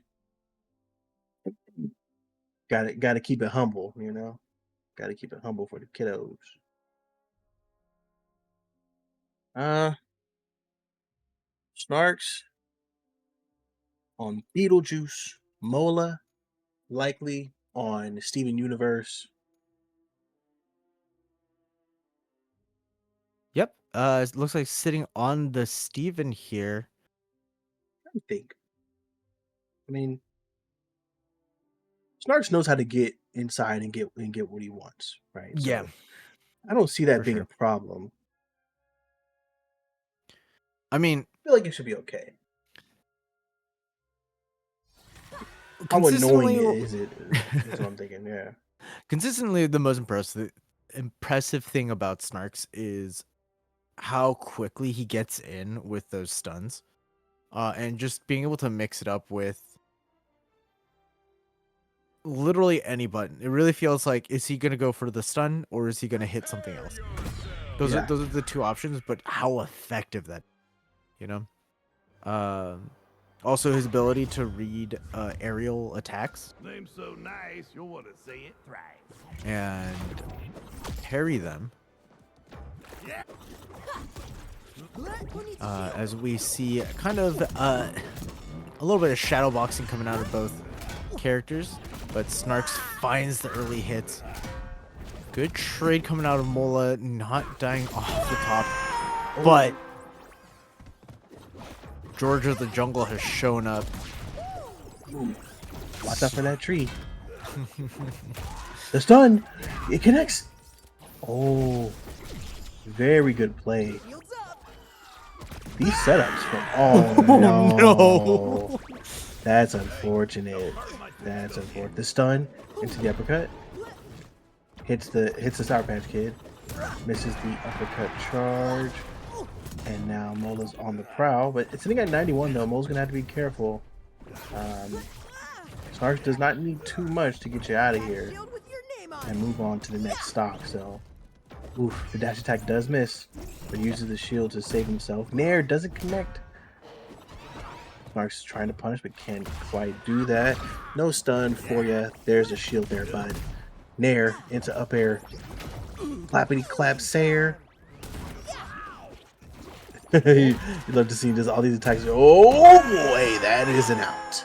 Unfortunately, Mola was actually in burnout, not able to put up the shield. It looks like he was trying to put out. And we see Mola connecting with the up air. Mola's doing this really good job of just getting a lot of stray hits. Oh, of course, as I say that, Snarks grabs another stun. But yeah, as Snarks or Mola does a really good job of just getting a lot of stray hits, right? Not comboing so much as just, you know, hitting the Nair, hitting the Sair, throwing out the shield, but the 4-5 damage of the weak hits adds up real quickly. As we can see, Snarks last stock shield break into the punish. That's tough. Snarks was really holding it down there, but unfortunately, Mola started to really lock in on that last stock and was just really in control of the platform. A lot of Snarks jumping up in the air and trying to avoid the up air, so dodging left and right, trying not to get red too hard, and it was just too much movement. Mola just kept the aggression going, so it worked out in their favor. Snarks also needs to keep up the mental a little bit. Did throw away a stock basically for free, and has to keep that in mind when going into the second game. Mola, however, is starting to juggle, and Snark's trying to find anything. Runs into the shield, uses the stun to break it. Any sort of attack or combo to really get the flow going is important for Snarks, right? Obviously, Snarks is very good at not losing full and getting the first stock there after that stun, so that's awesome. So you got 106 health, so you gotta be careful that that clap will come out, and now you are gone as well. So the response comes from Mola, with players sitting at 1-1. We're kind of just starting this game all over again. You know, it's just best of two, up to 2 at this point. Yeah, as we see another juggle coming out of Mola, sharking on the ground. A huge stun for Beetlejuice. Snarks, just do it again. One more time. Really, Snark is connecting with literally the only Beetlejuice you land. Yeah, we've seen other players play Beetlejuice, but they're not connecting with these stuns nearly as often. So, and with Mola being at over 100, connecting with the stun will have a very long cooldown timer. Well, not cooldown timer, but just the stun duration will be longer than usual. Oh, here's Mola tracking in the air. The stun doesn't come through. Gotta be careful here if you're Snarks. Unable to connect with the stun there, gets interrupted before it comes out. And Mola doing a great job chasing down for the Nair. Hey, Man, that Sour Patch Kid really outplayed Snarks. hit that shield on him like, psych. Snarks having to This is dodge 7? out of the way. Yeah, Snarks is in trouble. 80 to 41 at the moment. Definitely needs to start really chaining together some attacks, or else this could be it. I do feel like Snarks should try to focus on DI downwards and just kind of being a little bit, I guess, different with your movement following getting knocked up. Because Mola's expecting that same behavior every time, and it's really... Oh, yeah. no. Ooh. Yeah, it's really putting Snarks in a tough situation. So Snarks down 0-2 to Mola. Mola's really using Steven Universe in a great way. Just as far as staying on top of aerial movement, keeping the aggression going, making you panic, getting that heart rate going. And the more that Mola's able to do that, the more they're able to kind of stay on top of the pressure. Yeah. Snarks, it feels almost that he's a little bit too greedy with the stuns, because Sometimes. basically every stock seemed like it ended with the stun getting interrupted by the clap to even getting the rhythm on. Yeah, sometimes that is definitely the case. You need to be careful. As we see now, kind of in a rough spot. Snarks is at 122. Mola sitting at a comfortable 62, but the stun on shield won't connect. Loses the first stock. Shield placed in the perfect place to save him from the initial hit, but disappears before that final hit can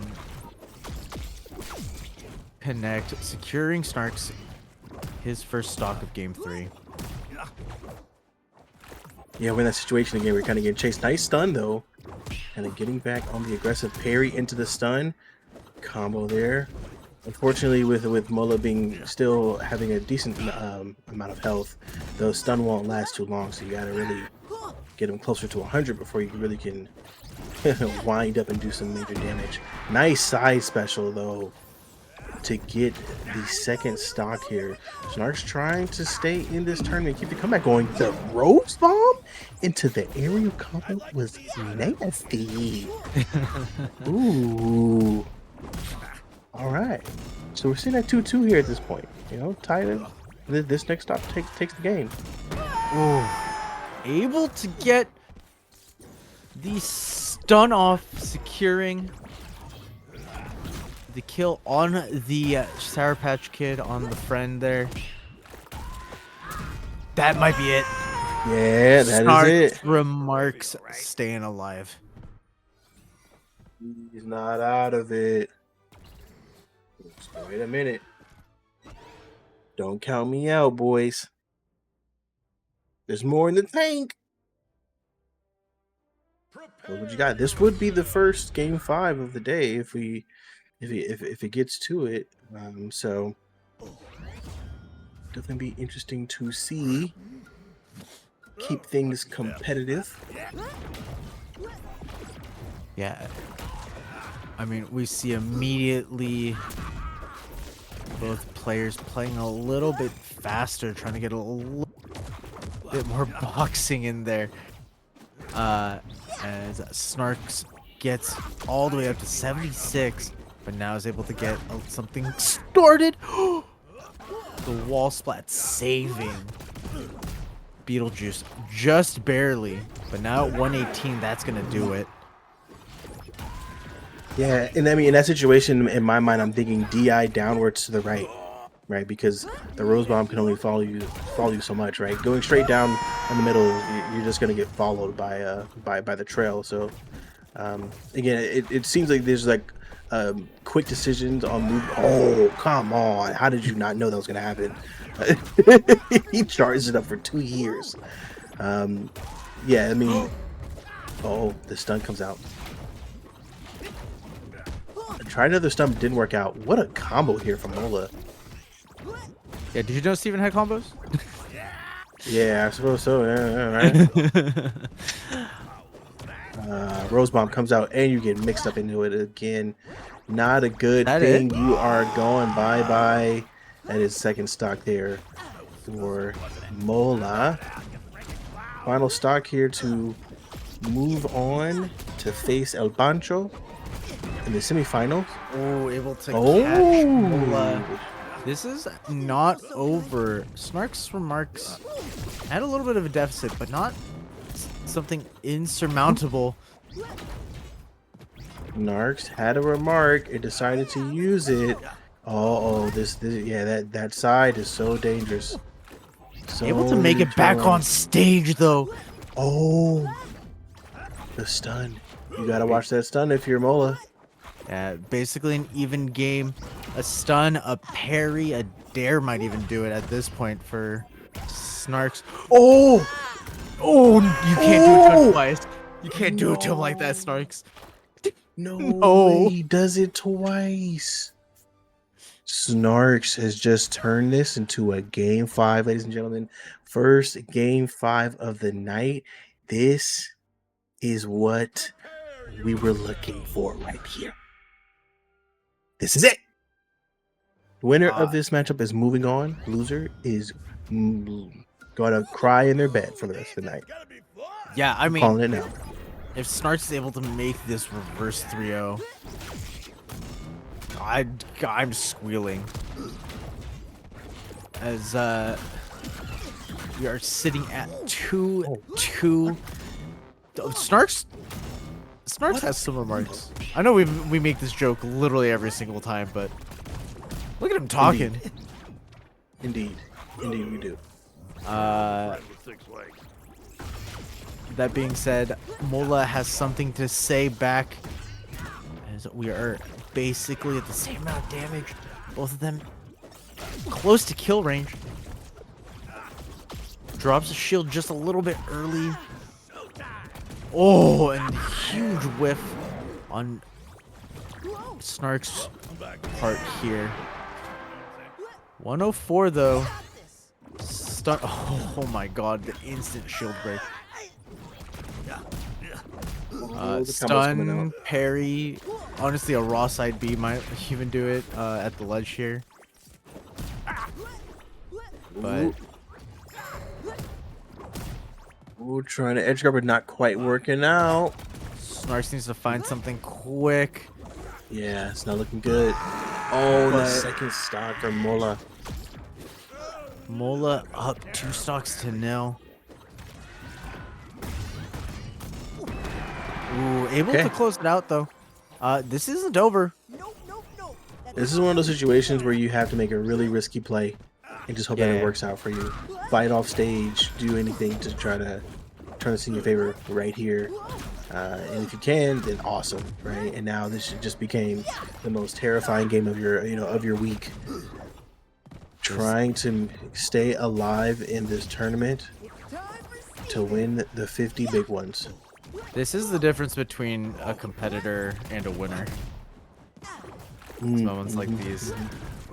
That being said, it looks like Mola is in the driver's seat. Snarks at 102, Yeah. whiffs huge, and What? Mola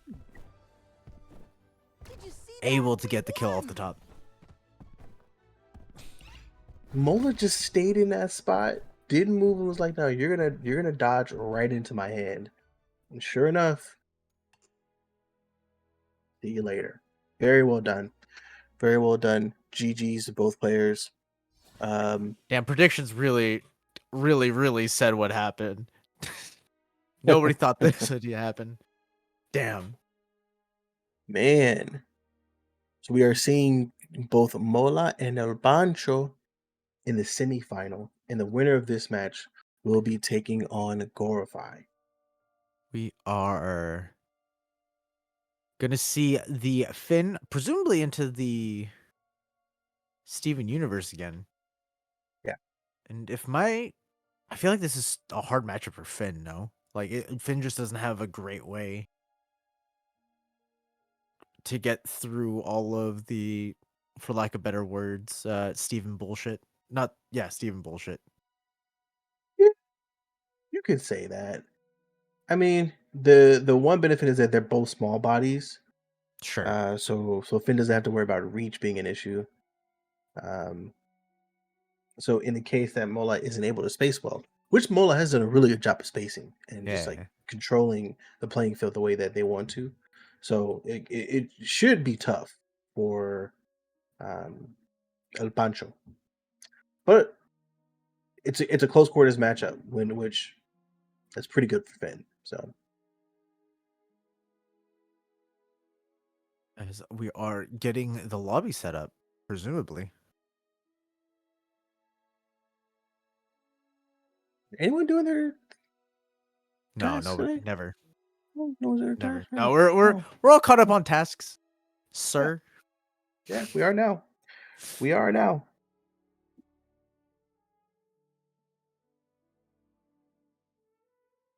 All right. I mean, if we're not doing tasks, that means that we're in the lobby. I mean, that means that we're ready to go. If that's the case, I mean, you know.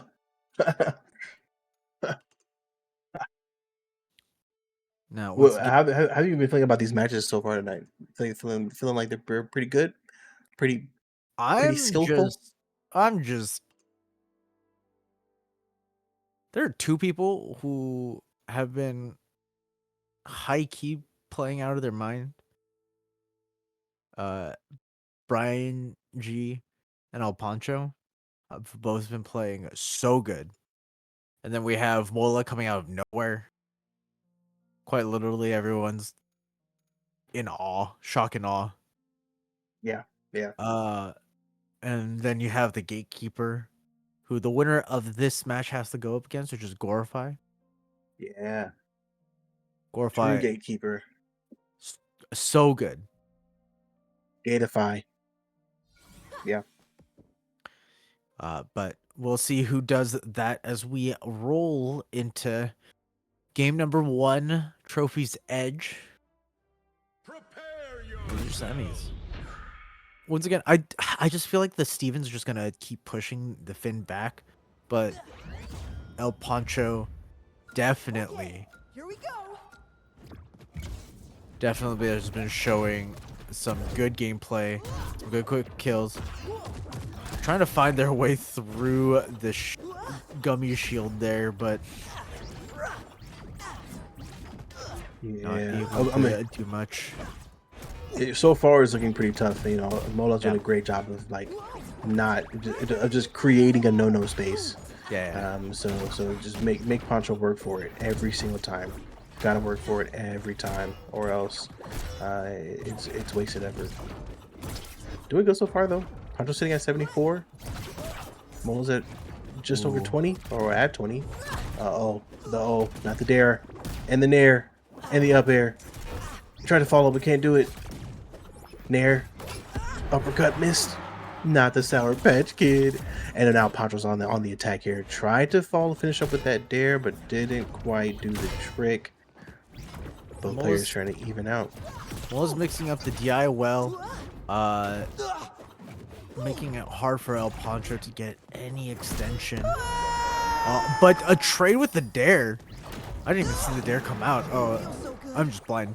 But Mola able to trade back the kill there. Now we're returning to basically the beginning of the game. Basically. That being said, Mola keeping the gas burning as the parry comes out. Oh boy. Yeah, El Pancho just not having a good time finding these hits. Every time he does, he's not able to get too much off of it. There's always just something in the way, like a Sour Patch Kid or a ledge. True, yeah. And Mola's just keeping the aggression going. Yeah, or just death. Nice shield there, but it gets destroyed pretty quickly. There into the up air, trying to follow up. Again, more follow up. It just hurts. Getting hit by it at any time here. Try to want to get that shield break here because that'll really be good. Starting with a combo here, but the backpack comes out. Yeah, it's weighted. As we see El Pancho now starting to go for a drive on his own. Turn 16's got his learner's permit. Not That the learner's quite. Not quite. Oh. Tried to go with the grounded, the grounded down. So that would have been interesting to see here. The dare comes out off stage. Nair into Sair. Sitting at 115. Oh, what a That was cold. a read.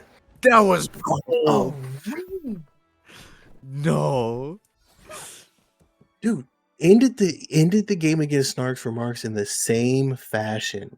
You're gonna be right here in 0.2 seconds. Uppercut. See you later. Like, come on. The slow turnaround into the uppercut. Nah. Yeah, no, that's nasty. Who's this man? That's nasty. Man. Shout out to Snark's remarks, by the way, for rating with the party of 3. Sorry, missed that. Appreciate you.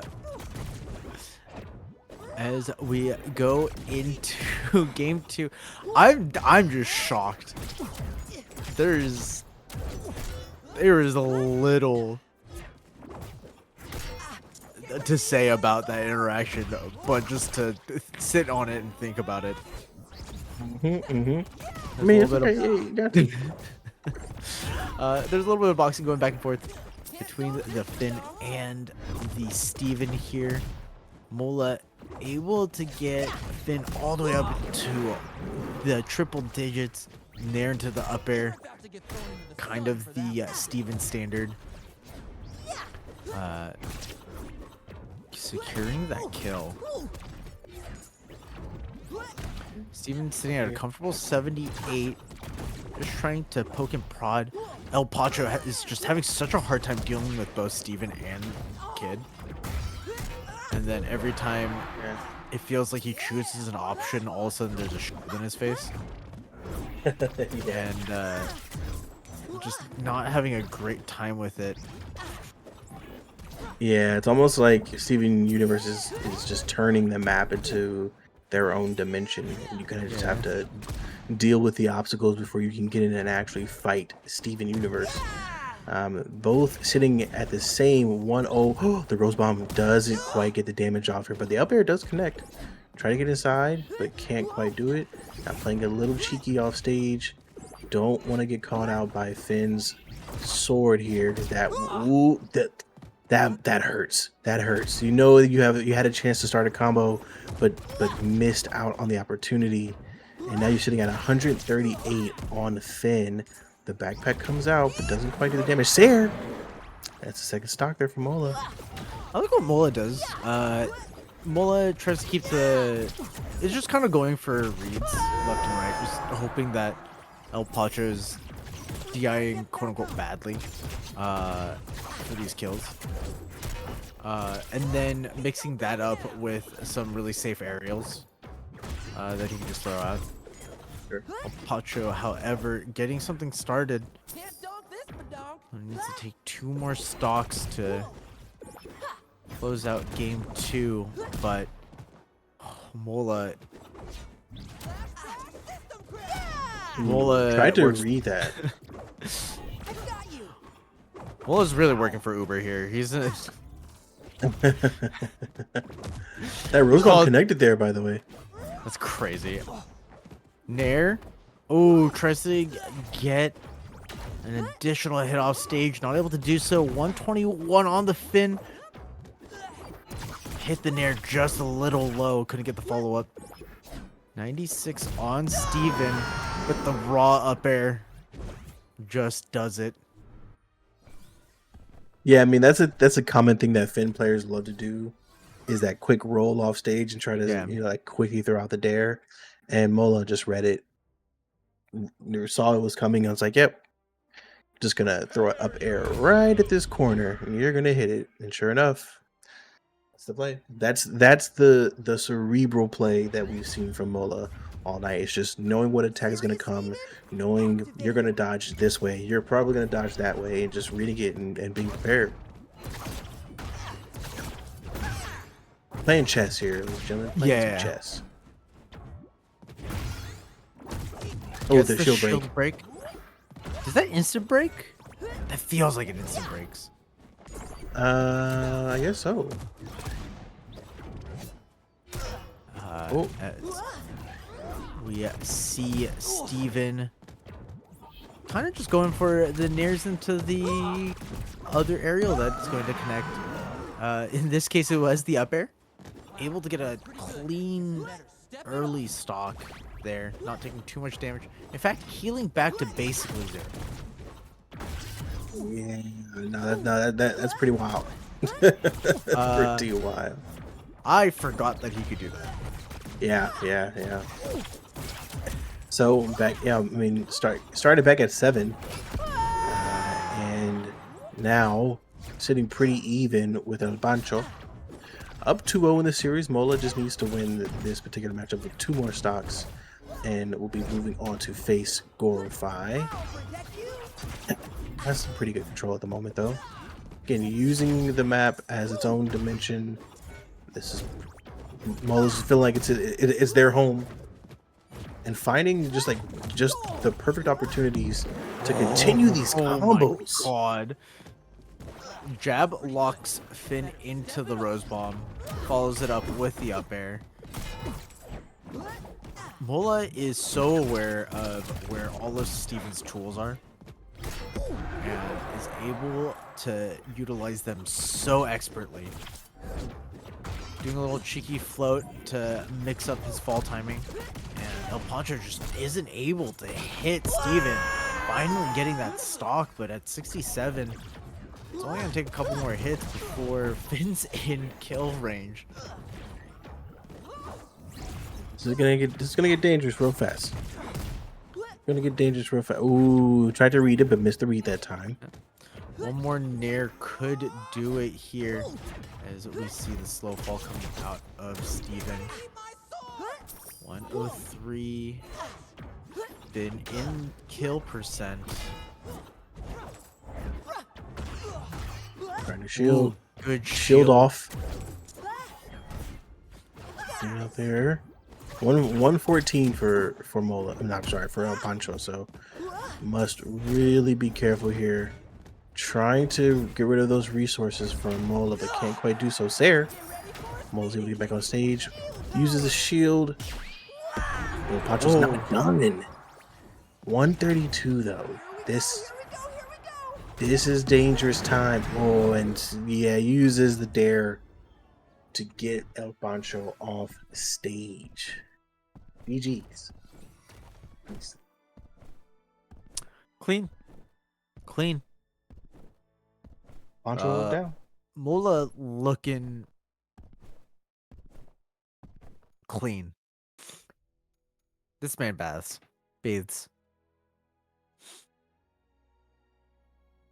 I hope they all do. But you know, we're talking about gamers. All right, guys, show of hands. Who bathes here? Who bathes here? One's in the chat if you bathe. 0 ones in chat. Like, oh, so no one does. Oh, solid All series, right. man. That might have been the most impressive showing that I've seen from Mola tonight. Definitely was very impressed with the last series against Snarks Remarks, but the showing here versus El Pancho, I think I'm definitely the most impressed with. It was very. You can tell that Mola's like the brain's kicking. Things are moving up there as the match is progressing. So yeah, excited to see how this next matchup works out. I am interested in seeing how Gorfai adapts to the. Have we seen the Morty go up against Steven? When I say the Morty, I mean Gorf. To be clear. I don't know. Maybe against Moises or Former at some point. But it's been so long that can't say that I recall. Be interesting to see how the projectiles hold up for Morty in this match. I mean, trying to juggle grenades across the map, but there's a shield blocking it. Like, what do you do, right? I mean, I Maybe, think the dirt breaks. I'm pretty sure Plumbus breaks yeah. shield as well. Oh yeah. Plummet and Dirt could potentially break it. Yeah, so this could be Uh, more difficult. Actually, I'm almost 100% sure Plumbus does, and Dirt definitely goes through it at the very least. Yeah. Hmm. You know, Mhm. ignore everything that I've said.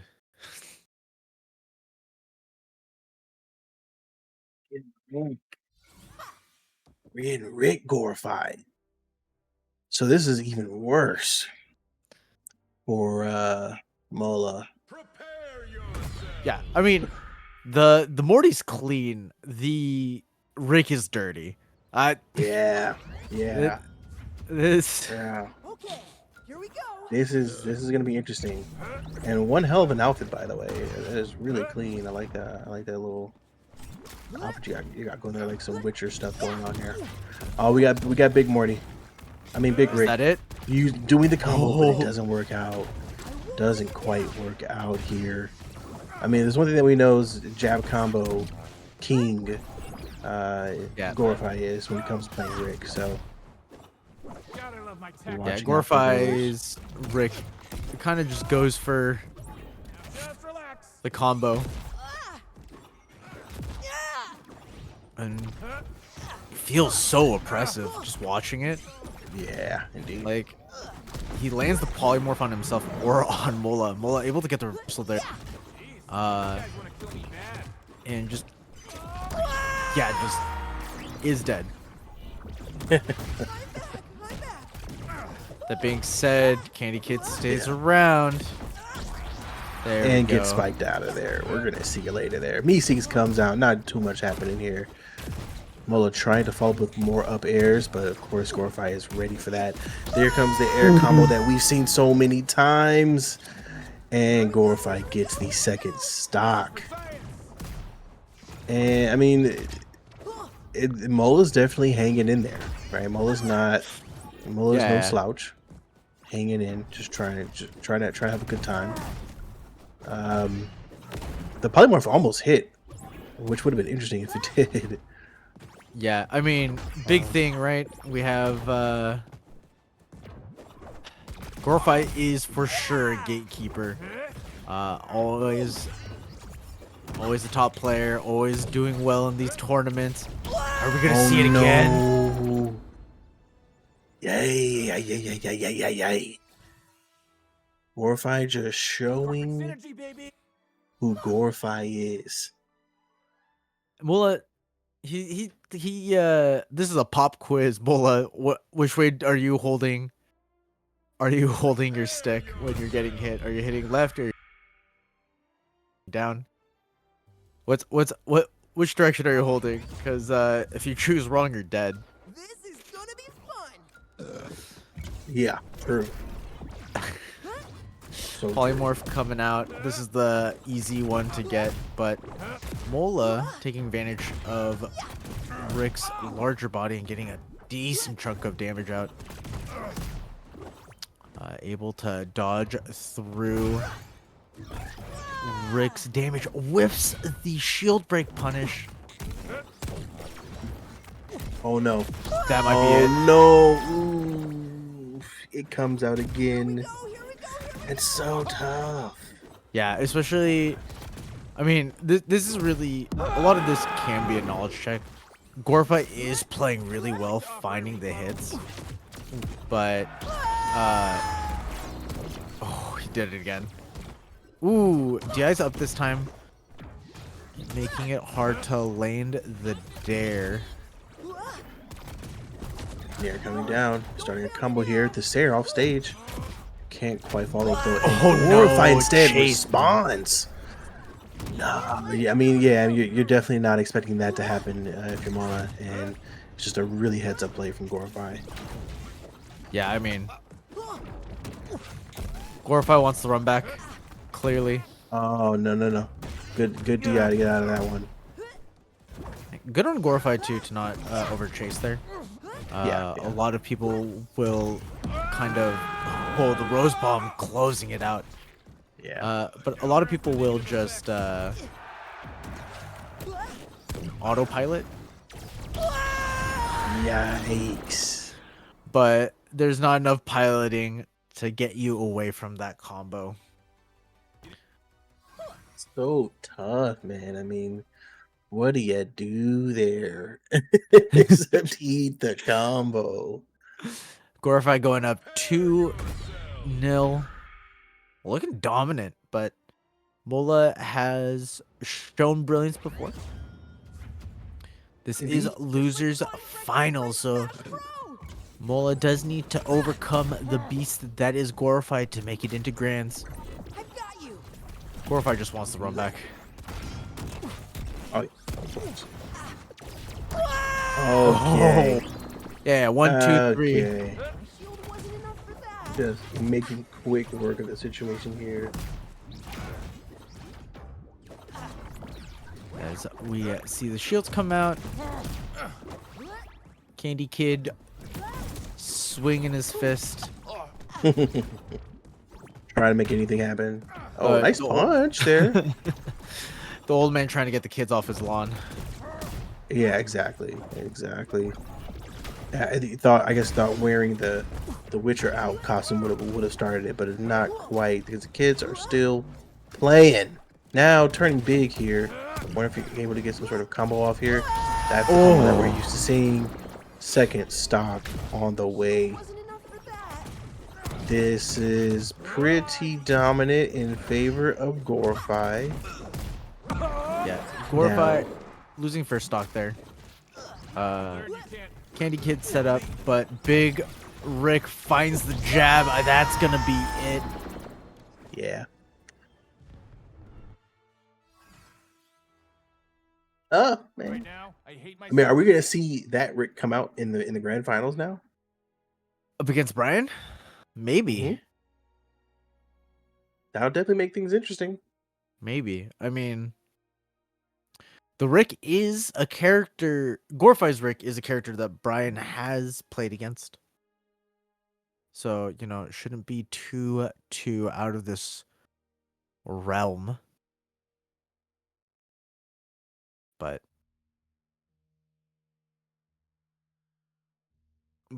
I don't know. Brian's been Still playing out of tough. his mind. Brian took a break and just woke up. Shows violence, and it's working.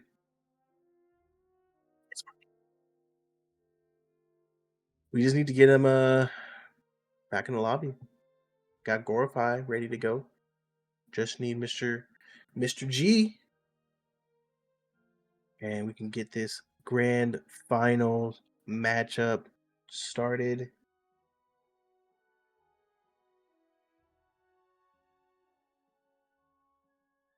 Yeah, as we just quietly waiting.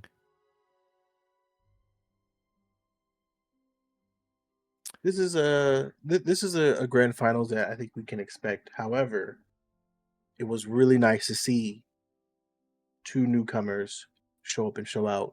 Again, I assume that they're newcomers. Maybe they have been in the tournament before, but I just personally haven't seen them.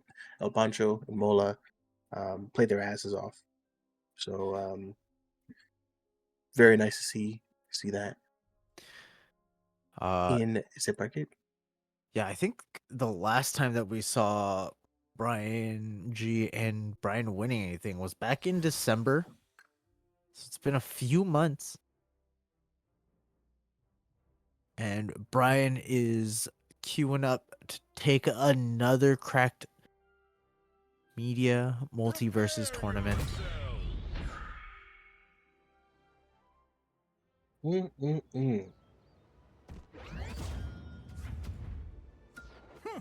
A lot of second places for Brian G. Yeah, as we Right, here we go. Brian trying to bait out a move there. You see him not swinging immediately when sitting right on top of Rick. Gonna try to wait out the Rick off stage there. Yeah, the polymorph came out. Now that the polymorph has run out, brings the aggression back up again. Oh, whips the dash attack, and Gorify takes that as an opportunity to try and get the kill there. Good DI from Brian, though. Being sure not to die straight off the top.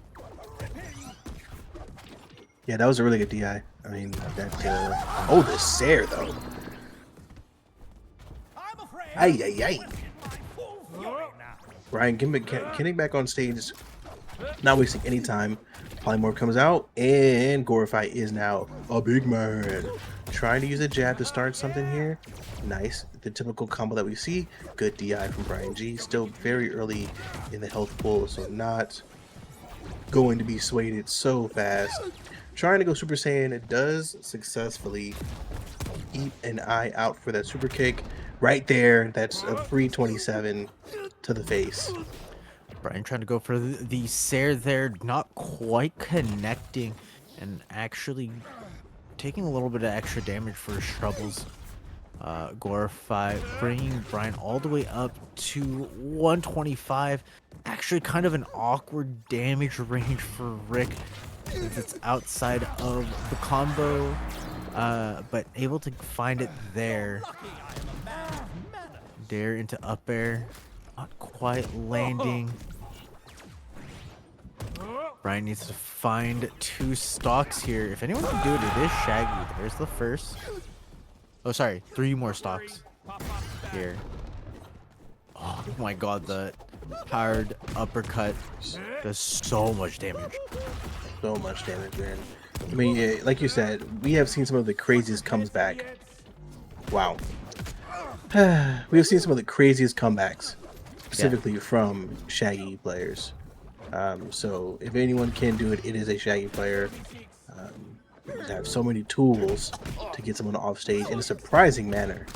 And good dodge into the combo.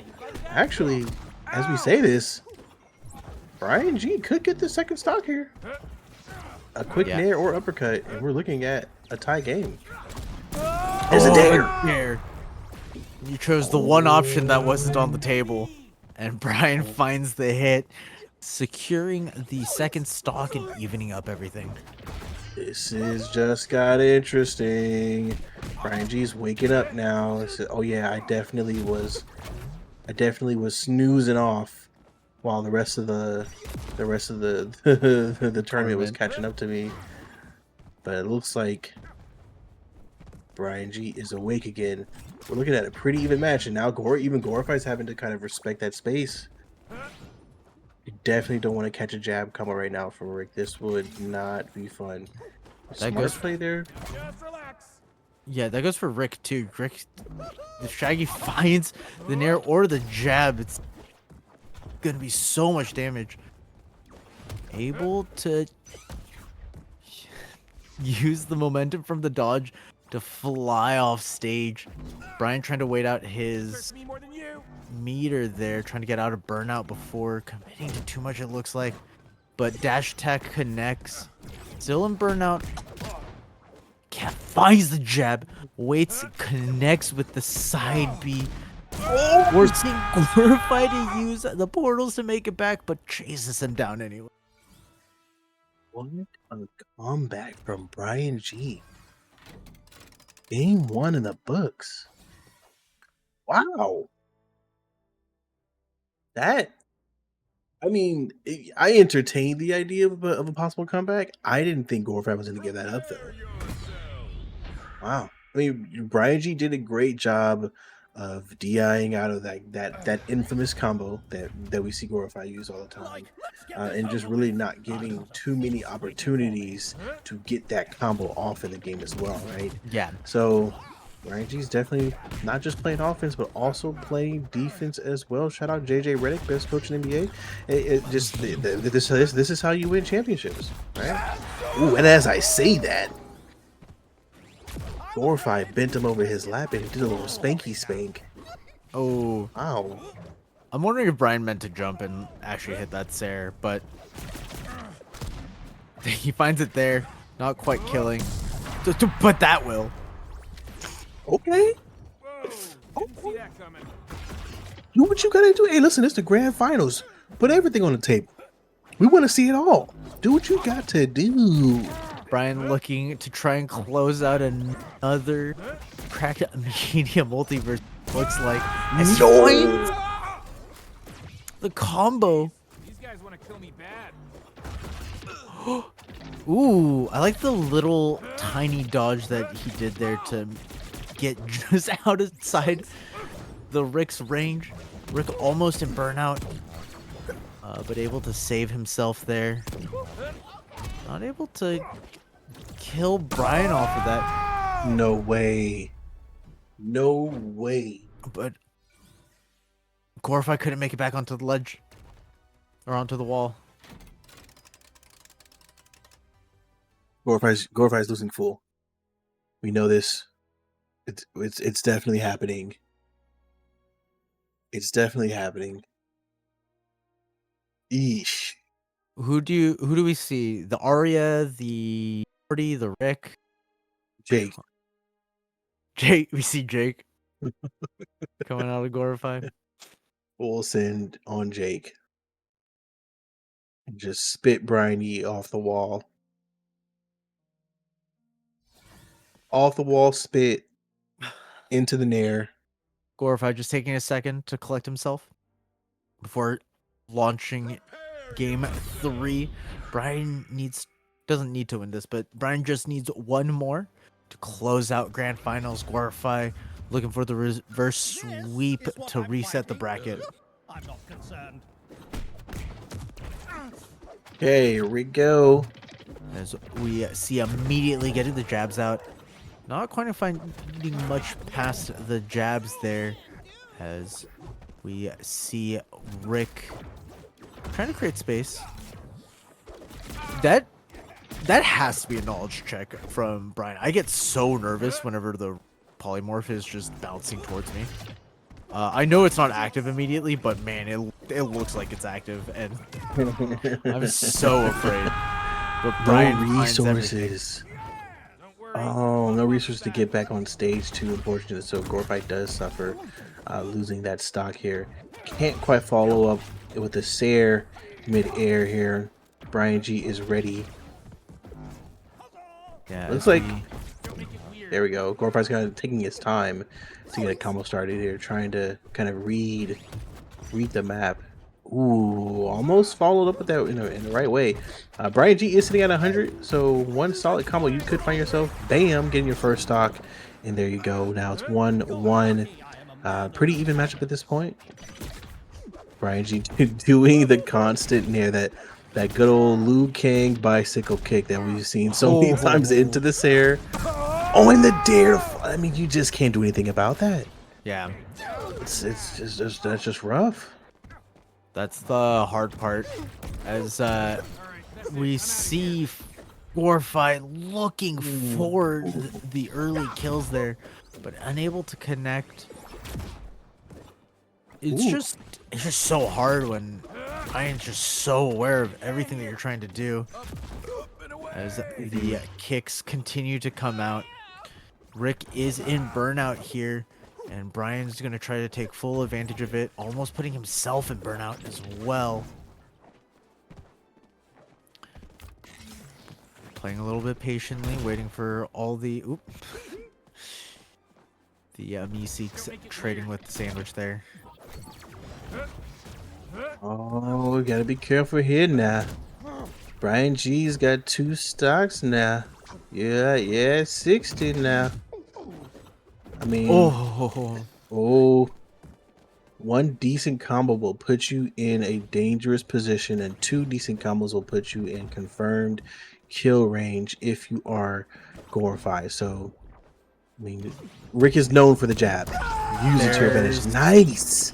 There's the first one. Nice engagement. Gotta be careful here now.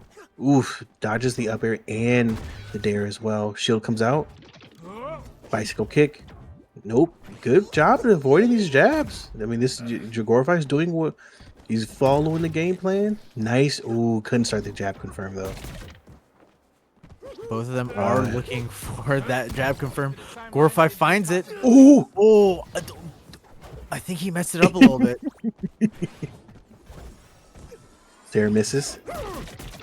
Bicycle kick. Yeah, I mean, Gotta be careful. the Shaggy Nair does such a good job of just denying space. Oh yeah. Oh, and able to find it there. We have just enough stun lock that at that point, Brian, Nair falls into Sair. Brian, he's your teammate. Both of you, Rip and IE.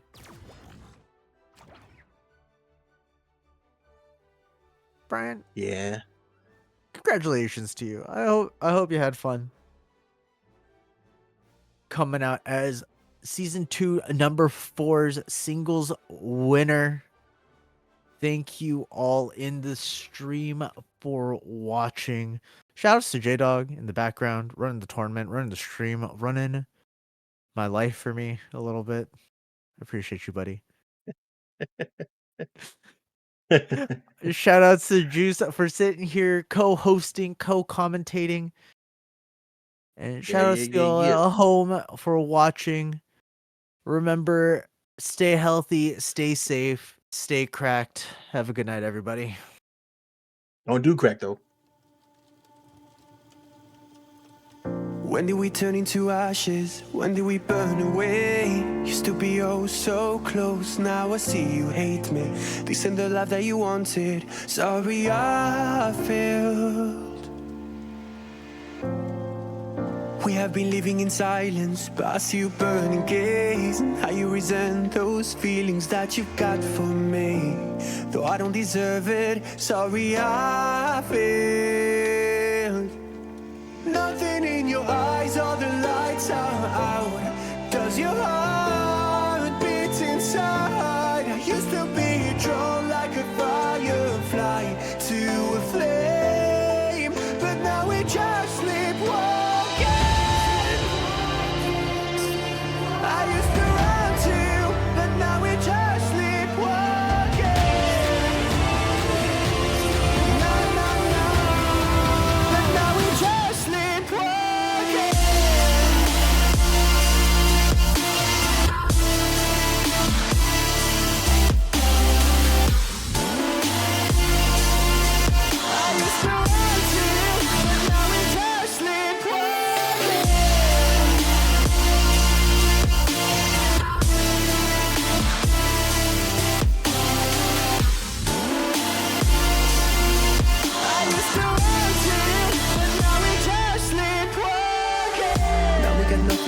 moment, another thing to say.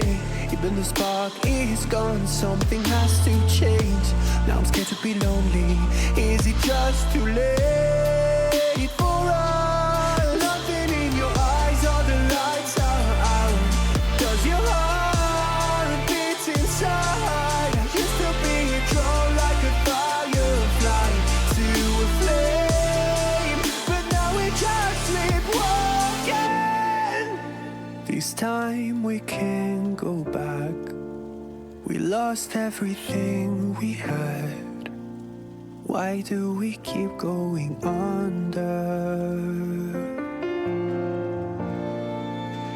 I'm trying to hold on to something already